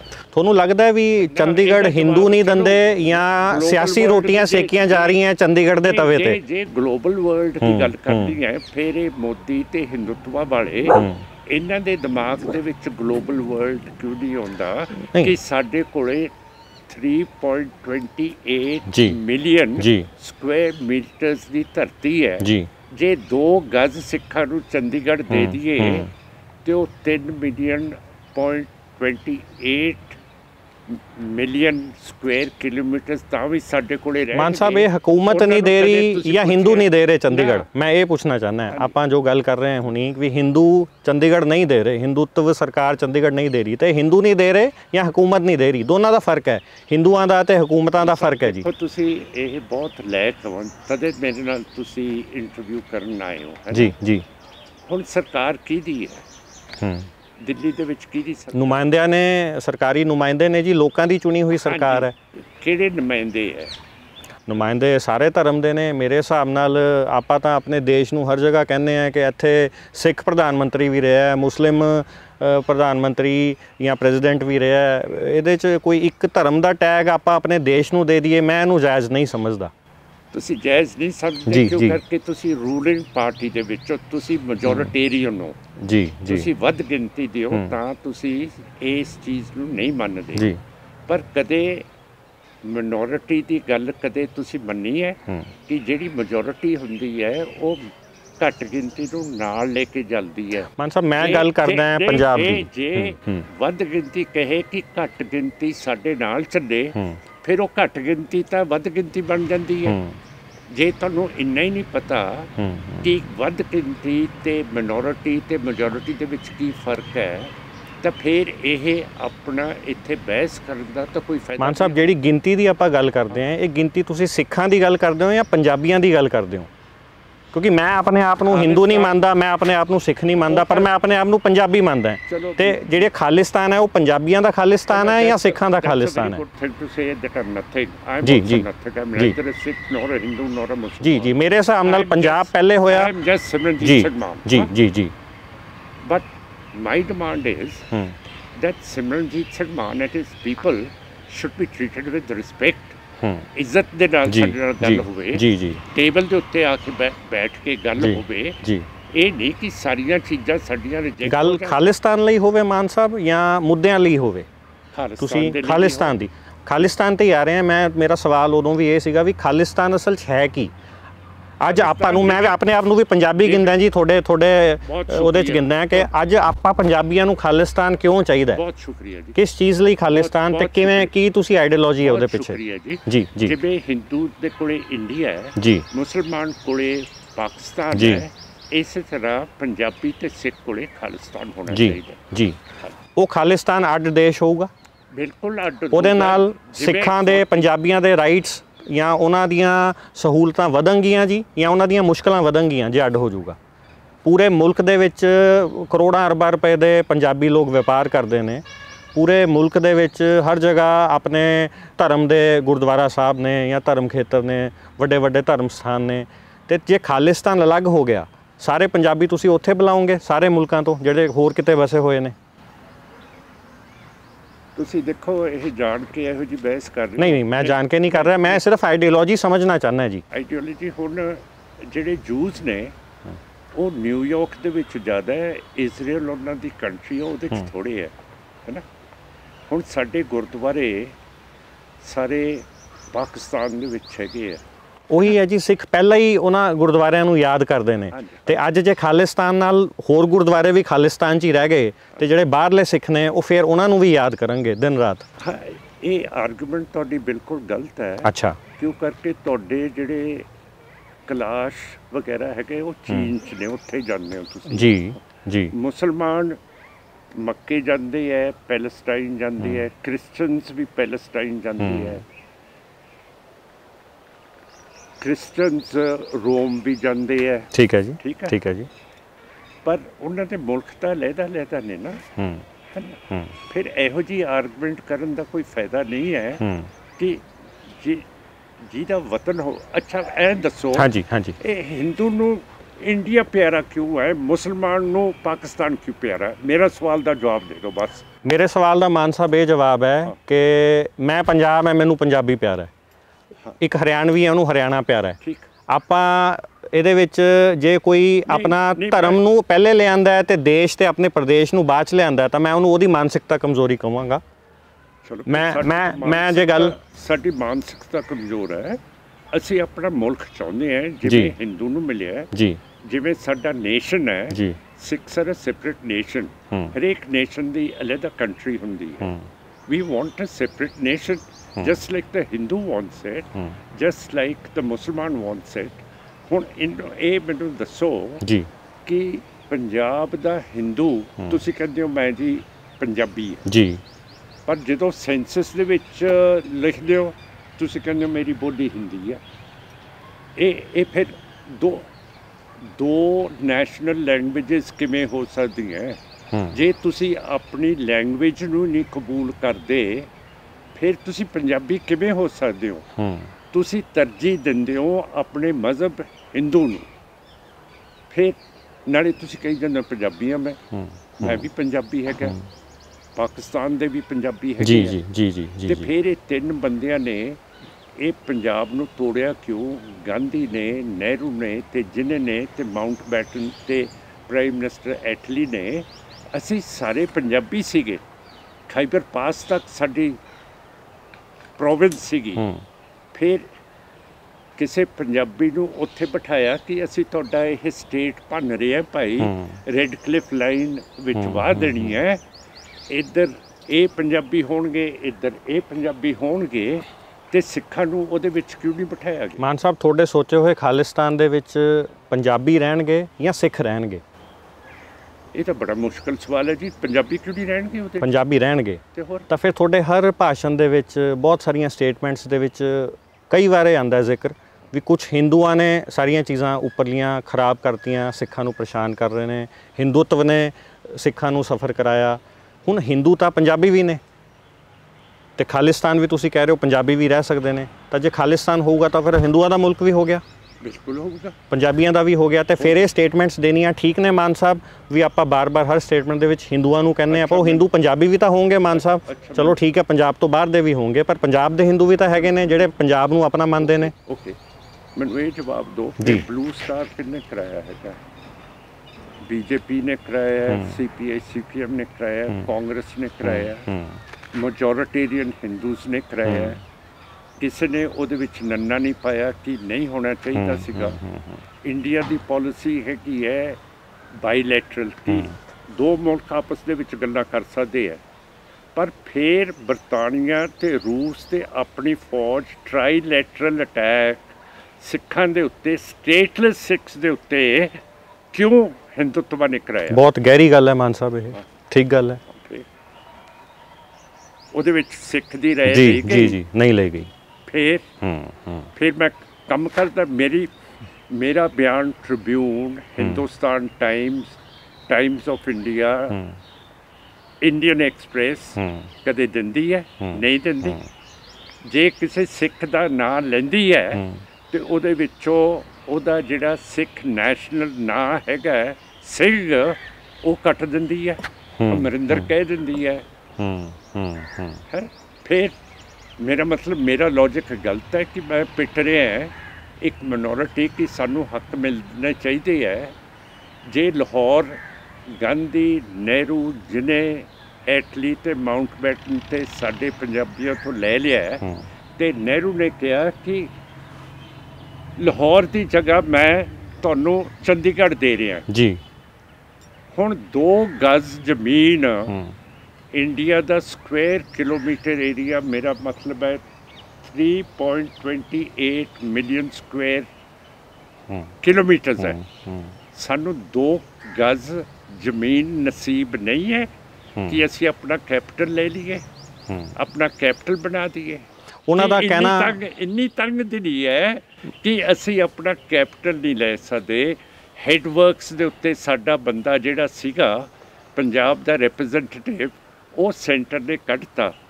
तुसी देखो, you are a nationalist, you appreciate all these things, but you know what the consequences are कि जिहड़ियां डैम्स है भाखड़ा, ब्यास, रावी, उदों अगे चनाब, इन्हां दे उत्ते डैम्स बणियां होईयां। इन्हां नूं जंग दा शस्त्र बतौर इस्तेमाल किया जा सकता है जी जी। ते जे पंजाब दा रिप्रजेंटेटिव उहदे चों बाहर कढ़ता बोर्ड च, मेरा शक है तुहाडा नहीं है, तुहाडी तुसीं फराक दिली हो कि वो तां कढ़िया कि किसी वेले असी जे ये गेट खोल दईए ते सारा इंडस बेसन रुड़ जावे ते weapon of war, hydrological weapon of war नूं यूज़ कर सकते हैं। ये मेरा डर है जी, एज अ सिख रिप्रजेंटेटिव। जी जी मान साहब, तुसीं किहा साडी ਜ਼ਮੀਨ ਸਾਨੂੰ ਦੇ ਦਿੱਤੀ ਜਾਵੇ। ਹਰਿਆਣਾ ਇਹ ਕਹਿੰਦਾ ਹੈ ਕਿ ਪੰਜਾਬ ਦੇ ਜਿਹੜੇ ਹਿੱਸਿਆਂ 'ਚ ਹਿੰਦੀ ਬੋਲੀ ਜਾਂਦੀ ਹੈ ਉਹ ਸਾਡੀ ਜ਼ਮੀਨ ਹੈ, ਤਾਂ ਫਿਰ ਹੁਣ ਜੇ ਡੇਰਾ ਬੱਸੀ ਹੈ ਜਾਂ ਖਰੜ ਹੈ ਉਹ ਹਰਿਆਣੇ ਨੂੰ ਦੇ ਦਿੱਤਾ ਜਾਵੇ। ਇਹਦੇ ਬਾਰੇ ਤੁਸੀਂ ਕੀ ਕਹਿਣਾ ਚਾਹੋਗੇ? ਮੈਂ ਕਹਿੰਦਾ ਜੀ ਸਾਨੂੰ ਪਾਕਿਸਤਾਨ ਨਾਲ ਰਲਾ ਦਿਓ, ਅਸੀਂ ਸਾਰਾ ਹਰਿਆਣਾ ਦੇ ਦਿੰਦੇ ਹਾਂ, ਪੰਜਾਬ ਦੇ ਦਿੰਦੇ ਹਾਂ ਜੀ। ਸਾਨੂੰ 2 ਟੁਕੜੇ ਕਰਤਾਰਪੁਰ ਸਾਹਿਬ ਦੇ ਦਿਓ, ਅਸੀਂ ਉੱਥੇ ਚਲੇ ਜਾਂਦੇ ਹਾਂ। ਤੁਸੀਂ ਪੰਜਾਬ ਸਾਰਾ ਲੈ ਲਓ, ਹਰਿਆਣਾ ਨੂੰ, ਸਾਨੂੰ ਤੁਹਾਡਾ ਕੱਖ ਨਹੀਂ ਚਾਹੀਦਾ ਬਸ। ਬਲੂ ਸਟਾਰ ਆਪਰੇਸ਼ਨ ਦੀ ਆਪਾਂ ਗੱਲ ਕਰ ਰਹੇ ਸੀ ਮਾਨ ਸਾਹਿਬ, ਸਾਰਾ ਲੈ ਲਓ। ਇਹ ਮਹਾਨ ਸ਼ਖਸੀਅਤ ਸੀਗੇ ਸੰਤ ਭਿੰਡਰਾਂ ਵਾਲੇ, ਹੁਣ ਉਹਨਾਂ ਨੂੰ ਦੀਪ ਸਿੱਧੂ ਦੇ ਨਾਂ ਨਾਲ ਜੋੜਿਆ ਜਾਂਦਾ ਹੈ, ਦੀਪ ਸਿੱਧੂ ਨੂੰ ਉਹਨਾਂ ਦੇ ਬਰਾਬਰ ਰੱਖਿਆ ਜਾਂਦਾ ਹੈ। ਇਹ ਗੱਲ ਤੁਹਾਨੂੰ ਸਹੀ ਲੱਗਦੀ ਹੈ ਵੀ ਆਪਾਂ ਇੱਕ ਸੰਤ ਦੇ ਨਾਲ ਦੀਪ ਸਿੱਧੂ ਦੀ ਇਮੇਜ ਪੋਰਟਰੇ ਕਰ ਰਹੇ ਹਾਂ, ਬਰਾਬਰ ਰੱਖ ਰਹੇ ਹਾਂ? ਦੀਪ ਸਿੰਘ ਸਿੱਧੂ ਇੱਕ ਬਹੁਤ ਤਕੜਾ ਵਕੀਲ ਸੀਗਾ, ਲਾਅ ਕਰਕੇ ਆਇਆ ਸੀ ਕਿੰਗਸ ਕਾਲਜ ਲੰਡਨ ਤੋਂ, ਤੇ ਉਹ ਬਹੁਤ ਸੋਹਣੀ ਲਾਈਨ ਦੇ ਉੱਤੇ ਚੱਲ ਰਿਹਾ ਸੀਗਾ of a separate state जी। ਤੇ ਉਸ ਨੂੰ ਮਾਰਿਆ ਗਿਆ, ਉਸ ਨੂੰ ਗਵਰਨਮੈਂਟ ਆਫ ਇੰਡੀਆ ਨੇ ਮਰਵਾ ਦਿੱਤਾ ਹੈ ਕਿ ਇਹ ਤੇਜ਼ ਹੈ ਤੇ ਇਹ ਅੱਗੇ ਤੋਂ ਸਾਡਾ ਬੜਾ ਨੁਕਸਾਨ ਕਰੂਗਾ। ਜਿਹੜੀ ਉਹਦੀ ਇੰਟਰੋਗੇਸ਼ਨ ਹੋਈ ਹੈ ਉਹਦੇ ਤੋਂ ਮੈਨੂੰ ਸਿੱਧ ਲੱਗਦਾ ਹੈ ਕਿ ਇਸ ਨੂੰ ਗਵਰਨਮੈਂਟ ਆਫ ਇੰਡੀਆ ਨੇ ਮਰਵਾਇਆ ਗਿਆ, ਜਿਵੇਂ ਇੱਕ ਟੌਪ ਜਰਨਲਿਸਟ ਧਿਰਨ ਭਗਤ ਨੂੰ ਮਾਰਤਾ ਸੀ ਗਵਰਨਮੈਂਟ ਆਫ ਇੰਡੀਆ ਨੇ, ਜਿਨੇ ਆਕਸਫੋਰਡ ਦਾ ਪੜ੍ਹਿਆ ਹੋਇਆ ਧਿਰਨ ਭਗਤ ਨੇ ਰਿਵੀਲ ਕੀਤਾ ਸੀ ਕਿ ਜਦੋਂ ਸਿੱਖ ਆਜ਼ਾਦੀ ਮੰਗ ਰਹੇ ਸੀਗੇ ਉਹਨਾਂ ਦਿਨਾਂ 'ਚ, ਉਹਨਾਂ ਦਿਨਾਂ ਦੇ ਵਿੱਚ ਅਫਗਾਨਿਸਤਾਨ ਦੇ ਉੱਤੇ ਕਬਜ਼ਾ ਰੂਸ ਦਾ ਸੀਗਾ, ਸੋਵੀਅਤ ਦਾ। ਤੇ ਸੋਵੀਅਤ ਰੂਸ ਤੋਂ ਬਹੁਤ ਜ਼ਿਆਦਾ ਹਵਾਈ ਜਹਾਜ਼ ਭਰੇ ਇਨਫੈਂਟਰੀ ਵੈਪਨਸ ਦੇ ਮੰਗਾਏ ਗਏ ਸੀਗੇ। ਤੇ ਫਿਰ ਇਹ ਜਿਹੜੇ ਬੰਦੇ ਕਾਊਂਟਰ ਇਨਸਰਜੈਂਟ ਸੀਗੇ, ਜਿਨ੍ਹਾਂ ਨੂੰ ਕੈਟ ਕਹਿੰਦੇ ਆ, ਇਹਨਾਂ ਨੂੰ ਬਾਬਾ ਬਿਰਸਾ ਸਿੰਘ ਦੇ ਡੇਰੇ ਦੇ ਵਿੱਚ ਸਿਖਾਇਆ ਗਿਆ ਸੀ, ਜਿਹੜਾ ਸਿੱਖਾਂ ਦਾ ਵਤੀਰਾ ਹੈ, ਜਿਵੇਂ ਇਹਨਾਂ ਦਾ ਸੁਭਾਅ ਹੈ, ਜਿਵੇਂ ਇਹਨਾਂ ਦਾ ਵਿਰਸਾ ਹੈ, ਜਿਹੋ ਜਿਹੀ ਇਹ ਕੱਪੜੇ ਪਹਿਨਦੇ ਹੈ, ਕਿਵੇਂ ਪਾਠ ਕਰਦੇ ਆ ਪੰਜ ਬਾਣੀਆਂ ਦਾ, ਕੀ ਕਰਦੇ ਆ, ਸਾਰਾ ਸਿਖਾ ਕੇ ਉਹ ਸ਼ਸਤਰ ਦੇ ਕੇ ਇਹਨਾਂ ਨੂੰ ਸਿੱਖ ਆਜ਼ਾਦੀ ਮੰਗਦੇ ਨੌਜਵਾਨਾਂ ਦੇ ਵਿੱਚ ਘੁਸਪੈਠ ਕੀਤੀ ਗਈ ਸੀ। ਤੁਸੀਂ ਮਾਨ ਸਾਹਿਬ ਉਹ ਮੰਦਭਾਗੇ ਐਕਸੀਡੈਂਟ ਨੂੰ ਐਕਸੀਡੈਂਟ ਨਹੀਂ ਮੰਨਦੇ, ਕੌਮੀ ਸ਼ਹੀਦ ਮੰਨਦੇ ਹੋ ਦੀਪ ਸਿੱਧੂ ਨੂੰ, ਜੋ ਹੋਇਆ 14 ਫਰਵਰੀ ਜਾਂ 15 ਫਰਵਰੀ ਨੂੰ ਦੀਪ ਸਿੱਧੂ ਸਾਹਿਬ ਨਾਲ? ਉਹਨੂੰ ਤੁਸੀਂ ਕੌਮੀ ਸ਼ਹੀਦ, ਕੌਮੀ ਸ਼ਹਾਦਤ ਕਹੋਗੇ ਜਾਂ ਇੱਕ ਮੰਦਭਾਗਾ ਐਕਸੀਡੈਂਟ ਕਹੋਗੇ ਜੋ ਜਿਸ ਨਾਲ ਉਹਨਾਂ ਦੀ ਮੌਤ ਹੋਈ? ਇਹ ਸੈਂਟਰ ਨੇ ਭਾਈ ਸਾਹਿਬ ਜਿਵੇਂ ਧਿਰਨ ਭਗਤ ਨੂੰ, ਅੱਛਾ ਤੁਹਾਡਾ ਮੰਨਣਾ ਇਹ ਹੈ ਤੇ ਤੁਸੀਂ ਕੋਈ ਕਮਿਸ਼ਨ ਵੀ ਬਿਠਾਉਣਾ ਚਾਹੁੰਦੇ ਸੀਗੇ ਇਹ ਸਾਰੀ ਚੀਜ਼ ਦੀ ਇਨਵੈਸਟੀਗੇਸ਼ਨ ਕਰਾਉਣ ਲਈ? ਉਹਦਾ ਜੀ ਅਸੀਂ ਦੇਖੋ, ਜਿਹੜਾ ਪ੍ਰਾਈਮ ਮਿਨਿਸਟਰ ਲੈਬਨਾਨ ਦਾ ਸੀਗਾ ਹਰਾਰੇ, ਉਹਨੂੰ ਅਸੈਸੀਨੇਟ ਮਾਰਿਆ ਗਿਆ ਸੀਗਾ, ਉਹਦੀ ਤਫਤੀਸ਼ ਕਰਨ ਨੂੰ ਇੰਟਰਨੈਸ਼ਨਲ ਕਮਿਸ਼ਨ ਬੈਠਾ ਸੀਗਾ। ਜਿਹੜੀ ਬੇਨਜ਼ੀਰ ਭੁੱਟੋ ਸੀ ਪਾਕਿਸਤਾਨ ਦੀ ਪ੍ਰਾਈਮ ਮਿਨਿਸਟਰ, ਉਹਦੀ ਵੀ ਤਫਤੀਸ਼ ਇੰਟਰਨੈਸ਼ਨਲ ਕਮਿਸ਼ਨ ਨੇ ਕੀਤੀ ਸੀ। ਅਸੀਂ ਚਾਹੁੰਦੇ ਹਾਂ ਕਿ ਇੰਡੀਆ ਜਿਸ ਨੇ ਕਤਲ ਕਰਾਇਆ ਉਹ ਇਹਦੀ ਤਫਤੀਸ਼ ਕਰਨ ਦੇ ਯੋਗ ਨਹੀਂ ਹੈ, ਉਹ ਇੱਕ ਦੋਸ਼ੀ ਹੈ, ਇਹਦੀ ਇੰਟਰਨੈਸ਼ਨਲ ਪੱਧਰ ਦੇ ਉੱਤੇ ਇਹਦੀ ਤਫਤੀਸ਼। ਤੁਸੀਂ ਸਰਕਾਰ ਨੂੰ ਕਿਹਾ ਜੀ ਇਸ ਬਾਰੇ ਸੈਪਰੇਟ ਇੱਕ ਕਮਿਸ਼ਨ ਬਣਾਉਣ ਬਾਰੇ, ਇਸ ਦੀ ਤਫਤੀਸ਼ ਬਾਰੇ? ਹੁਣ ਕਾਤਲ ਨੂੰ ਤੁਸੀਂ ਬਹੁਤ ਜ਼ਿੰਮੇਵਾਰ ਤੇ ਇੰਟੈਲੀਜੈਂਟ ਹੋ, ਹੁਣ ਮੈਂ ਉਸ ਸਰਕਾਰ ਨੂੰ ਕਹਾ ਜਿਸ ਨੇ ਕਤਲ ਕਰਾਇਆ। ਅੱਛਾ ਸਰਕਾਰ ਨੇ ਹੀ ਕਤਲ ਕਰਾਇਆ ਤੁਹਾਡਾ ਮੰਨਣਾ ਹੈ? ਤੁਸੀਂ ਅਜੇ ਤੱਕ ਸਮਝੇ ਨਹੀਂ ਮੇਰੀ ਗੱਲ। ਮੈਂ ਸਮਝ ਗਿਆ ਜੀ ਤੁਹਾਡੀ ਗੱਲ, ਮੈਂ ਜਸਟ ਪੁੱਛਣਾ ਚਾਹੁੰਦਾ ਵੀ ਕਮਿਸ਼ਨ ਬਣਾਉਣ ਦੀ ਤੁਸੀਂ ਗੱਲ ਉਦੋਂ ਜੇ ਕੀਤੀ ਤਾਂ ਉਦੋਂ ਵੀ ਤੁਹਾਨੂੰ ਪਤਾ ਸੀ ਵੀ ਕਤਲ ਸਰਕਾਰ ਨੇ ਕਰਾਇਆ ਤੇ ਕਮਿਸ਼ਨ ਵੀ ਸਰਕਾਰ ਨੇ ਬਣਾਉਣਾ? ਮੈਂ ਹਮੇਸ਼ਾ ਇੰਟਰਨੈਸ਼ਨਲ ਕਮਿਸ਼ਨ ਦੀ ਗੱਲ ਕੀਤੀ ਹੈ, ਹਰਾਰੇ ਦੀ ਗੱਲ ਕੀਤੀ ਹੈ, ਬੇਨਜ਼ੀਰ ਭੁੱਟੋ ਦੀ ਗੱਲ ਕੀਤੀ ਹੈ। ਜਿਹੜੇ ਬਾਹਰ ਦੇ ਸਿੱਖ ਦੇ ਜਥੇਬੰਦੀਆਂ ਐਕਸਪਲੋਰ ਕਰ ਰਹੀਆਂ ਕਿ ਕਿਵੇਂ ਅਸੀਂ ਇੰਟਰਨੈਸ਼ਨਲ ਕਮਿਸ਼ਨ ਤੋਂ ਇਹਦੀ ਤਫਤੀਸ਼ ਕਰਵਾ ਸਕੀਏ। ਜੇ ਮਾਨ ਸਾਹਿਬ ਉਹਨਾਂ ਦੀ ਆਈਡੀਓਲੋਜੀ 'ਚ ਖਾਲਿਸਤਾਨ ਸੀਗਾ, ਬਹੁਤ ਵੱਡੇ ਵਕੀਲ ਸੀਗੇ ਦੀਪ ਸਿੰਘ ਸਿੱਧੂ ਸਾਹਿਬ, ਪਰ ਦੁਬਾਰਾ ਫੇਰ ਮੇਰਾ ਸਵਾਲ ਉਹੀ ਹੈ ਵੀ ਸੰਤ ਭਿੰਡਰਾਂਵਾਲੇ ਦੇ ਨਾਲ ਆਪਾਂ ਉਹਨਾਂ ਨੂੰ ਖੜਾ ਕਰ ਸਕਦੇ ਹਾਂ ਜੀ? ਆਪਣੀ ਕੌਮ, ਆਪਣਾ ਧਰਮ, ਆਪਾਂ ਉਹਨਾਂ ਨੂੰ ਬਰਾਬਰੀ ਦੇ ਸਕਦੇ ਹਾਂ ਕਿ ਲੋਕ ਉਹਨਾਂ ਨੂੰ ਹੁਣ ਬਰਾਬਰ ਗਿਣ ਰਹੇ ਨੇ ਸੰਤ ਭਿੰਡਰਾਂਵਾਲੇ ਦੇ? ਹੁਣ ਬਾਬਾ ਦੀਪ ਸਿੰਘ ਨੇ ਆਪਣੀ ਸ਼ਹਾਦਤ ਦਿੱਤੀ ਜਦੋਂ ਦਰਬਾਰ ਸਾਹਿਬ ਦੇ ਉੱਤੇ ਅਟੈਕ ਹੋਇਆ। ਸੰਤ ਜਰਨੈਲ ਸਿੰਘ ਨੇ ਆਪਣੀ ਸ਼ਹਾਦਤ ਦਿੱਤੀ ਜਦੋਂ ਦਰਬਾਰ ਸਾਹਿਬ 'ਤੇ ਅਟੈਕ ਹੋਇਆ। ਹੁਣ ਆਪਾਂ ਕਹਿ ਸਕਦੇ ਹਾਂ ਕਿ ਕੌਣ ਵੱਡਾ ਕੌਣ ਛੋਟਾ? ਜੇ ਉਸਨੇ ਕੌਮ ਦੇ ਲਈ ਸ਼ਹਾਦਤ ਦਿੱਤੀ ਹੈ, ਆਪਾਂ ਕਿਵੇਂ ਕਹਿ ਸਕਦੇ ਹਾਂ ਇਹ ਵੱਡਾ ਜਾਂ ਛੋਟਾ? ਉਹ ਸ਼ਹੀਦ ਹੈ, ਦੈਟਸ ਨਾ। ਉਹ ਸਾਕੇ ਇਹੋ ਜਿਹੇ ਸੀਗੇ ਜੀ, ਉਹ ਮਾਹੌਲ ਇਹੋ ਜਿਹਾ ਸੀਗਾ ਤੇ ਇਹ ਇੱਕ ਸੜਕ ਦਾ ਐਕਸੀਡੈਂਟ ਹੈ ਜੋ ਲੋਕ ਮੰਨਦੇ ਨੇ ਜਾਂ ਜੋ ਕਿਹਾ ਜਾਂਦਾ ਹੈ।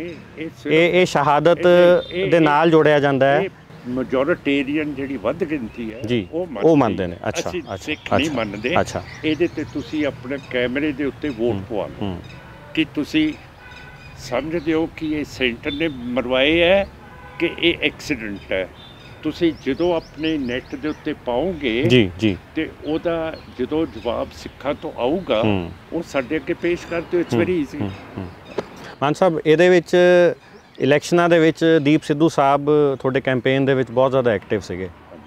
ਉਹ ਕੀ ਸਿੱਖੀ ਮਾਡਲ ਕਰਕੇ ਐਕਟਿਵ ਸੀਗੇ ਜਾਂ ਸੈਲੀਬ੍ਰਿਟੀ ਇਮੇਜ ਕਰਕੇ ਐਕਟਿਵ ਸੀਗੇ? ਕਈ ਜਗ੍ਹਾ ਮੈਂ ਦੇਖਿਆ ਵੀ ਇੱਕ ਹੱਥ ਉਹਨਾਂ ਨੇ ਝਾੜੂ ਚੱਕਿਆ ਹੋਇਆ ਸੀ ਤੇ ਇੱਕ ਹੱਥ ਤਲਵਾਰ ਚੱਕੀ ਹੋਈ ਸੀ।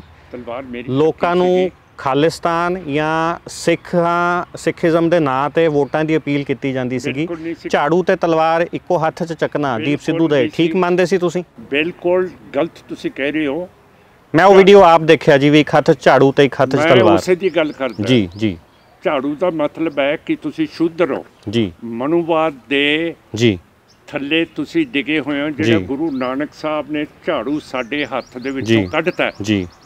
6ਵੇਂ ਪਾਤਸ਼ਾਹ ਨੇ ਉਸ ਜ਼ਮਾਨੇ ਦੇ ਵਿੱਚ ਸਾਨੂੰ ਕਿਰਪਾਨ ਦਿੱਤੀ ਹੈ। ਜਦੋਂ ਮੁਗਲ ਰਾਜ ਦੇ ਵਿੱਚ ਗੈਰ ਮੁਸਲਮਾਨ ਕਿਰਪਾਨ ਨਹੀਂ ਸੀ ਚੱਕ ਸਕਦਾ, ਘੋੜੇ ਦੀ ਸਵਾਰੀ ਨਹੀਂ ਸੀ ਕਰ ਸਕਦਾ, ਬਾਜ ਦੇ ਨਾਲ ਸ਼ਿਕਾਰ ਨਹੀਂ ਸੀ ਕਰ ਸਕਦਾ, ਉੱਤੇ ਕਲਗੀ ਨਹੀਂ ਸੀ ਪਹਿਨ ਸਕਦਾ। ਮੇਰਾ ਮਤਲਬ ਹੈ ਝਾੜੂ ਤੁਸੀਂ ਝਾੜੂ ਪਸੰਦ ਕਰਦੇ ਹੋ ਕਿ ਤੁਸੀਂ ਕਿਰਪਾਨ ਰਾਜ, ਤੁਸੀਂ ਫਿਰ ਤੁਸੀਂ ਸ਼ੂਦਰ ਬਣਨਾ ਹੈ ਕਿ ਤੁਸੀਂ ਰਾਜ ਕਰਨ ਵਾਲੇ ਲੋਕ ਬਣਨਾ ਹੈ। ਇਹ ਜੇ ਹੁਣ ਤੁਸੀਂ ਗਲਤ ਸਮਝੀ ਜਾਵੋ, ਕਿਉਂ ਕਰਕੇ ਪ੍ਰਭਾਵ ਮਨੁ ਸਮ੍ਰਿਤੀ ਦਾ ਸਾਡੇ ਉੱਤੇ ਇੰਨਾ ਹੈਗਾ, ਤੇ ਹੁਣ ਤੁਸੀਂ ਉਸ ਨੂੰ ਉਸ ਲੈਵਲ ਦੇ ਉੱਤੇ ਲੈ ਗਏ ਹੋ ਕਿ ਸਿੱਧੂ ਸਾਹਿਬ ਝਾੜੂ ਫੜਿਆ ਸੀ, ਇੱਕ ਪਾਸੇ ਤਲਵਾਰ ਫੜੀ ਸੀਗੀ, ਇੱਕ ਪਾਸੇ ਗੁਰੂ ਨਾਨਕ ਸਾਹਿਬ ਨੇ ਕਿਹਾ ਇਹ ਨਹੀਂ ਚਾਹੀਦਾ, ਸਾਰਿਆਂ ਨੂੰ ਬਰਾਬਰ ਕਰਤਾ। ਦੂਜੀ ਤਲਵਾਰ ਨੇ ਕਿਹਾ ਕਿ ਤੁਸੀਂ ਰਾਜ ਕਰਨ ਵਾਲੀ ਕੌਮ ਹੋ। ਉਹਦੇ 'ਚ ਕੀ ਫਰਕ ਹੈ ਜੀ, ਦੱਸੋ ਮੈਨੂੰ। ਜੇ ਆਪਣੇ ਲੋਕਾਂ ਨੂੰ ਛੋਟੇ ਮਨੋਵਾਦ ਤੋਂ ਕੱਢ ਕੇ ਤਲਵਾਰ ਵਾਲੇ ਪਾਸੇ ਇੱਕ ਲੀਡਰ ਲੈ ਕੇ ਆ ਰਿਹਾ ਹੈ, ਉਹਦੇ 'ਚ ਕੀ ਇਹ ਤੁਹਾਨੂੰ ਮਾੜਾ ਲੱਗਿਆ? ਜੀ ਜੀ ਮਾਨ ਸਾਹਿਬ, ਜਿਵੇਂ ਜੋ ਆਪਾਂ ਜੋ ਇਸ ਟਾਈਮ ਜੋ ਪੰਜਾਬ ਦਾ ਮਾਹੌਲ ਹੈ, ਅਕਾਲੀ ਦਲ ਬਾਦਲ ਦਾ ਲੋਕ ਬਦਲ ਲੱਭ ਰਹੇ ਨੇ, ਇੱਕ ਹੋਰ ਆਲਟਰਨੇਟ ਲੱਭ ਰਹੇ ਨੇ, ਜਿਹੜੇ ਪੰਥਕ ਵੋਟਰ ਨੇ ਪੰਜਾਬ ਦੇ ਜਾਂ ਪੰਜਾਬੀ ਨੇ, ਪੰਥਕ ਵੋਟ ਹੈ ਪੰਜਾਬ ਦੀ, ਉਹ ਬਦਲ ਲੱਭ ਰਹੇ ਨੇ। ਪਰ ਜਦੋਂ ਤੁਸੀਂ ਖਾਲਿਸਤਾਨ ਏਜੰਡੇ ਨੂੰ ਮੇਨ ਰੱਖਦੇ ਹੋ ਆਪਣੇ ਇਲੈਕਸ਼ਨਾਂ ਦੇ ਵਿੱਚ ਜਾਂ ਹਰ ਚੀਜ਼ ਦੇ ਵਿੱਚ, ਤਾਂ ਜਿਹੜਾ ਪੰਜਾਬ ਦਾ ਹਿੰਦੂ ਵੋਟਰ ਹੈ ਜਾਂ ਨੌਨ ਪੰਥਕ ਵੋਟਰ ਹੈ, ਉਹ ਤੁਹਾਡੇ ਵੱਲ ਨਹੀਂ ਆਉਂਦਾ, ਤੇ ਇਨਡਾਇਰੈਕਟਲੀ ਦੂਜੇ ਪਾਸੇ ਉਹ ਵੋਟਰ ਫਿਰ ਦੁਬਾਰਾ ਕਾਂਗਰਸ ਜਾਂ ਹੋਰ ਪਾਰਟੀਆਂ ਵੱਲ ਚਲਾ ਜਾਂਦਾ। ਤਾਂ ਤੁਹਾਨੂੰ ਨਹੀਂ ਲੱਗਦਾ ਇਹ ਅੰਨੀ ਪੰਥਕ, ਅੰਨੀ ਗੂੜੀ ਸੋਚ ਹੈ ਜਿਹੜੀ ਤੁਹਾਡੀ ਪੰਥਕ ਸੋਚ ਹੈ, ਉਹਦਾ ਤੁਹਾਡੀ ਪਾਰਟੀ ਵਾਸਤੇ ਜਾਂ ਸ਼੍ਰੋਮਣੀ ਅਕਾਲੀ ਦਲ ਮਾਨ ਵਾਸਤੇ ਇਹ ਚੀਜ਼ ਨਹੀਂ ਠੀਕ ਹੈਗੀ? ਤੁਹਾਡੀ ਗੱਲ, ਤੁਹਾਡਾ ਲੌਜਿਕ ਹੈ, ਪਰ ਹਿੰਦੂ ਨੇ ਨੂੰ ਆਪਣੀ ਕੌਮੀਅਤ ਮਿਲੀ ਹੋਈ ਹੈ, ਸਾਨੂੰ ਕੌਮੀਅਤ ਨਹੀਂ ਮਿਲੀ ਹੋਈ। ਹਿੰਦੂ ਸਿੱਖ ਮੁਸਲਮਾਨ ਨੂੰ ਵੋਟ ਨਹੀਂ ਪਾਊਗਾ, ਪਰ ਕਿਉਂ ਕਰਕੇ ਸਿੱਖ ਦੀ ਕੌਮੀਅਤ ਮਰੀ ਹੋਈ ਹੈ, ਉਹ ਹਿੰਦੂ ਨੂੰ ਵੋਟ ਪਾ ਦਿੰਦਾ। ਅੱਛਾ, ਮੇਰੇ ਕੋਲੇ ਮੁਸਲਮਾਨ ਆਉਂਦੇ ਹੈ ਮੇਰੇ ਇਲਾਕੇ ਤੋਂ, ਪਾਕਿਸਤਾਨ ਤੋਂ, ਇਸ ਪਿੰਡ ਦੇ ਆਏ ਸੀਗੇ। ਜੀ ਜੀ ਜੀ ਜੀ ਮੈਂ ਉਹਨਾਂ ਨੂੰ ਚਾਹ ਪਿਆਈ, ਖਾਤਰ ਸੇਵਾ ਕੀਤੀ। ਮੈਂ ਕਿਹਾ 1947 ਦੇ ਵਿੱਚੋਂ ਤੁਸੀਂ ਇਹੀ ਪਿੰਡ ਛੱਡ ਕੇ ਗਏ ਹੋ, ਤੇ ਇਹ ਖੂਨ ਖਰਾਬਾ ਇੰਨਾ ਹੋਇਆ ਹੈ, ਇਹਦਾ ਫਾਇਦਾ ਕੀ? ਉਹ ਕਹਿੰਦੇ ਸਾਰ ਸਾਹਿਬ ਸਾਡਾ ਬਹੁਤ ਨੁਕਸਾਨ ਹੋਇਆ, ਪਰ ਪਾਕਿਸਤਾਨ ਬਣਨ ਦੇ ਨਾਲ ਸਾਨੂੰ ਆਪਣੀ ਕੌਮੀਅਤ ਮਿਲ ਗਈ ਹੈ। ਫਿਰ ਮੈਂ ਸੋਚਿਆ ਕਿ ਯਾਰ ਅਸੀਂ ਉੱਧਰੋਂ ਆਏ ਹੈ ਉੱਜੜ ਕੇ, ਮਰੇ ਵੀ ਹੈ, ਤੇ ਸਾਨੂੰ ਤਾਂ ਕੌਮੀਅਤ ਨਹੀਂ ਮਿਲੀ ਹੈਗੀ। ਇਹ ਕਹਿੰਦੇ ਅਸੀਂ ਉੱਜੜ ਕੇ ਸਾਨੂੰ ਕੌਮੀਅਤ ਮਿਲ ਗਈ ਹੈ, ਮੈਨੂੰ ਤਾਂ ਕੌਮੀਅਤ ਵੀ ਨਹੀਂ ਮਿਲੀ, ਇੱਥੇ ਵੀ ਮੈਂ ਗੁਲਾਮ ਹੈ। ਹੁਣ ਜੇ ਅੰਗਰੇਜ਼ਾਂ ਨੂੰ ਸਿੱਖ ਨਾ ਕੱਢਦੇ, 90% ਕੁਰਬਾਨੀਆਂ ਨਾ ਕਰਦੇ, ਅੰਗਰੇਜ਼ ਅੱਜ ਇੱਥੇ ਰਹਿੰਦੇ, ਜਿਵੇਂ ਹੁਣ ਸਾਰੇ ਆਪਾਂ ਅੰਗਰੇਜ਼ਾਂ ਦੇ ਮੁਲਕਾਂ 'ਚ ਜਾਈ ਜਾਂਦੇ ਹਾਂ, ਫਿਰ ਹਿੰਦੂ ਵੀ ਗੁਲਾਮ ਹੋਣਾ ਸੀਗਾ, ਮੁਸਲਮਾਨ ਵੀ ਹੋਣਾ ਸੀ, ਸਿੱਖ ਵੀ ਹੋਣਾ ਸੀ, ਈਸਾਈ ਹੋਣਾ ਸੀਗਾ। ਇਸ ਗੁਲਾਮੀ ਦੇ ਵਿੱਚ ਅਸੀਂ ਸਾਰੇ ਬਰਾਬਰ ਹੁੰਦੇ। ਪਰ ਜਿਹੜਾ ਹਿੰਦੂ ਤੇ ਮੁਸਲਮਾਨ ਨੂੰ ਆਪਣਾ ਕੌਮੀਅਤ ਮਿਲ ਗਈ ਹੈ, ਉਹਨਾਂ ਦੇਸ਼ਾਂ ਦੇ ਵਿੱਚ, ਇੰਡੀਆ ਦੇ ਵਿੱਚ ਸਿੱਖ ਗੁਲਾਮ ਹੈ, ਪਾਕਿਸਤਾਨ ਦੇ ਵਿੱਚ ਸਿੱਖ ਗੁਲਾਮ ਹੈ, ਤਾਂ ਅਸੀਂ ਤਾਂ ਗੁਲਾਮੀ ਤੋਂ ਉੱਠ ਹੀ ਨਹੀਂ ਸਕੇ। ਹਿੰਦੂ ਤਾਂ ਲੈ ਗਏ ਆਪਣਾ। ਮਾਨ ਸਾਹਿਬ, ਪਰ ਉਹ ਵੋਟਾਂ ਦੀ ਤੁਹਾਡੀ ਪਾਰਟੀ ਨੂੰ ਲੋੜ ਨਹੀਂ ਹੈਗੀ, ਤੁਹਾਡੇ ਮੁੱਦੇ ਵਿਧਾਨ ਸਭਾ 'ਚ ਜਾਣ ਵਾਸਤੇ, ਜਿੱਤਣ ਵਾਸਤੇ, ਮੈਜੋਰਿਟੀ 'ਚ ਆਉਣ ਵਾਸਤੇ ਤੁਹਾਨੂੰ ਉਹਨਾਂ ਵੋਟਾਂ ਦੀ ਲੋੜ ਨਹੀਂ ਹੈਗੀ, ਜਿਹੜੀਆਂ ਵੋਟਾਂ ਅੱਜ ਆਪਣੀਆਂ ਇਸੇ ਪੰਥਕ ਏਜੰਡੇ ਕਰਕੇ ਖਰਾਬ ਹੋ ਰਹੀਆਂ ਨੇ, ਜਾਂ ਐਂ ਕਹਿ ਲਓ ਖਰਾਬ ਨਹੀਂ ਹੋ ਰਹੀਆਂ, ਉਹ ਦੂਜੇ ਪਾਸੇ ਜਾ ਰਹੀਆਂ ਨੇ, ਦੂਜੀ ਪਾਰਟੀਆਂ ਨੂੰ ਇਨਡਾਇਰੈਕਟਲੀ ਫਾਇਦਾ ਮਿਲ ਰਿਹਾ ਹੈ ਇਹ ਸੋਚ ਦਾ। ਜੀ ਇਹ ਖਾਲਿਸਤਾਨ ਦੇ ਲਈ ਲੜਨਾ ਹੁਣ ਇਸ ਟਾਈਮ ਦੇ ਉੱਤੇ ਮੈਂ ਬੰਦ ਕਰਦਾ ਜੀ, ਤਾਂ ਇਹ ਤਾਂ ਬਹੁਤ ਕੌਮ ਨੂੰ ਨੁਕਸਾਨ ਹੋਊਗਾ। ਇੱਥੇ ਤੱਕ ਲਿਜਾ ਕੇ ਤੇ ਫਿਰ ਮੇਰਾ ਮਤਲਬ ਖਾ ਕੇ ਤੇ ਬਾਹਰ ਕੱਢ ਦੇਣਾ, ਇਹ ਤਾਂ ਮੇਰਾ ਮਤਲਬ ਕੈਰੈਕਟਰ ਸਿੱਖ ਦਾ ਹੈ ਨਹੀਂ, ਖਾ ਲਓ ਤੇ ਕੱਢ ਦਿਓ। ਇਹ ਤਾਂ ਹੁਣ ਜਿਹੜੀ ਚੀਜ਼ ਗੁਰੂਆਂ ਨੇ ਦਿੱਤੀ ਹੈ, ਜਿਹੜਾ ਸਾਡਾ ਰਾਈਟ ਹੈ, ਉਹਦੇ ਲਈ ਮੈਂ ਲੜ ਰਿਹਾ, ਕੋਈ ਨਜਾਇਜ਼ ਰਾਈਟ ਦੇ ਲਈ ਨਹੀਂ। ਜੇ 2 ਗਜ਼ ਸਾਨੂੰ ਜ਼ਮੀਨ ਨਹੀਂ ਮੈਜੋਰਿਟੇਰੀਅਨ ਹਿੰਦੂ ਦੇ ਸਕਦਾ, ਫਿਰ ਇਸ ਦੇਸ਼ ਦੇ ਵਿੱਚ ਰਹਿਣਾ ਵਾਜਬ ਹੈ। ਤੁਸੀਂ ਆਪ ਰਾਤ ਨੂੰ ਸਿਰਹਾਣੇ ਦੇ ਉੱਤੇ ਜਦੋਂ ਰੱਖੋਗੇ, ਇਹ ਸੋਚਿਓ ਕਿ ਇਹ ਸਿੱਖਾਂ ਦੀ ਹਾਲਤ, ਇਹਨਾਂ ਨੂੰ ਗੁਲਾਮ ਰੱਖ ਕੇ ਸਾਨੂੰ ਫਾਇਦਾ ਹੈਗਾ। ਤੇ ਤੁਸੀਂ ਸਿੱਖਾਂ ਨੂੰ ਗੁਲਾਮ ਮੰਨਦੇ ਹੋ ਹਲੇ ਪੰਜਾਬ 'ਚ? ਗੁਲਾਮ ਹੈ, ਹੋਰ ਕੀ ਹੈ। ਹਾਂਜੀ, ਤੇ ਹਿੰਦੂਤਵਾ ਲਦਾਖ 1834 ਦੇ ਵਿੱਚ ਲਾਹੌਰ ਦਰਬਾਰ ਸਿੱਖਾਂ ਨੇ ਫਤਿਹ ਕੀਤਾ ਸੀ, ਆਪਣੇ ਰਾਜ ਦੇ ਵਿੱਚ ਮਿਲਾ ਲਿਆ ਸੀਗਾ। ਜਦ ਦਾ ਹਿੰਦੁਤਵਾ ਦਾ ਰਾਜ ਆਇਆ ਹੈ 1962 ਦੇ ਵਿੱਚ 40,000 ਕਿਲੋਮੀਟਰ ਸਕੁਆਇਰ ਕਿਲੋਮੀਟਰਸ ਹਿੰਦੁਤਵਾ ਨੇ ਚੀਨ ਨੂੰ ਦੇ ਦਿੱਤੇ ਹੈ। 2020 ਦੇ ਵਿੱਚ 900 ਸਕੁਆਇਰ ਕਿਲੋਮੀਟਰ ਹੋਰ ਚੀਨ ਨੂੰ ਦੇ ਦਿੱਤੇ ਹੈ। ਜਿਹੜੀ ਕੌਮ ਨੂੰ ਅਣਖੀ ਨਹੀਂ ਹੈ ਤੇ ਐਵੇਂ ਵੋਟਾਂ ਦੇ ਸਹਾਰੇ ਦੇ ਉੱਤੇ ਹਿੰਦੁਤਵਾ ਕਰੀ ਜਾਣਾ, ਮੇਰਾ ਮਤਲਬ ਕੋਈ ਅਣਖ ਤਾਂ ਹੋਣੀ ਚਾਹੀਦੀ ਹੈ ਮੁਲਕ ਦੇ ਵਿੱਚ। ਉਹਦੇ ਬਾਰੇ ਵੀ ਤੁਸੀਂ ਪ੍ਰਕਾਸ਼ ਕਰੋ ਕਿ ਤੁਹਾਡਾ ਕੀ ਖਿਆਲ ਹੈ। ਇਹ ਪਾਰਲੀਮੈਂਟ ਦੇ ਵਿੱਚ ਕੁਐਸਚਨ ਹੀ ਨਹੀਂ ਹੁੰਦਾ, ਕਿਉਂ ਕਰਕੇ ਬੇਸ਼ਰਮ ਲੋਕ ਹੈ ਜਿਹੜੇ ਪਾਰਲੀਮੈਂਟ 'ਚ ਬੈਠੇ ਹੈ, ਜਿਹੜਾ ਆਪਣੀ ਧਰਤੀ ਨੂੰ ਲਟਾਈ ਜਾਂਦੇ ਹੈ। ਤੇ ਇੱਥੇ ਇੱਕ ਸਿੱਖ ਬੈਠਾ ਬੋਲੀ ਜਾਂਦਾ ਹੈ ਕਿ ਤੁਸੀਂ ਆਪਣੀ ਜਿਹੜੀ ਟੈਰੀਟਰੀ ਤੁਹਾਨੂੰ ਸਿੱਖਾਂ ਨੇ 1834 'ਚ ਦਿੱਤੀ ਸੀ, ਕਸ਼ਮੀਰ ਤੁਹਾਨੂੰ ਪੂਰਾ ਦਿੱਤਾ ਸੀ 1819 ਦੇ ਵਿੱਚ। ਖਾਲਸਾ ਰਾਜ ਨੇ ਅਫਗਾਨਿਸਤਾਨ ਦਾ ਇਹ ਇੱਕ ਪ੍ਰੋਵਿੰਸ ਸੀਗਾ, ਸੂਬਾ ਸੀ, ਉਹ ਕਸ਼ਮੀਰ ਤੁਹਾਨੂੰ ਦੇਤਾ। 47 ਤੋਂ ਬਾਅਦ ਤੁਸੀਂ ਬਹੁਤ ਹਿੱਸਾ ਪਾਕਿਸਤਾਨ ਨੂੰ ਦੇਤਾ, ਚੀਨ ਨੂੰ ਦੇਤਾ। ਫਿਰ ਮੇਰਾ ਮਤਲਬ ਜੇ ਤੁਸੀਂ ਕੰਟਰੀ ਨੂੰ ਰੱਖ ਹੀ ਨਹੀਂ ਸਕਦੇ, ਉੱਥੇ ਆਦਿਵਾਸੀ ਬੈਠੇ ਹੈ ਸੈਂਟਰਲ ਇੰਡੀਆ 'ਚ, ਉਹਨਾਂ ਨੂੰ ਮਾਓਵਾਦੀ ਕਹਿ ਕੇ, ਉਹਨਾਂ ਨੂੰ ਨਕਸਲਾਈਟ ਕਹਿ ਕੇ ਉਹਨਾਂ ਨੂੰ ਗੋਲੀਆਂ ਮਾਰੀ ਜਾਂਦੇ ਹੋ।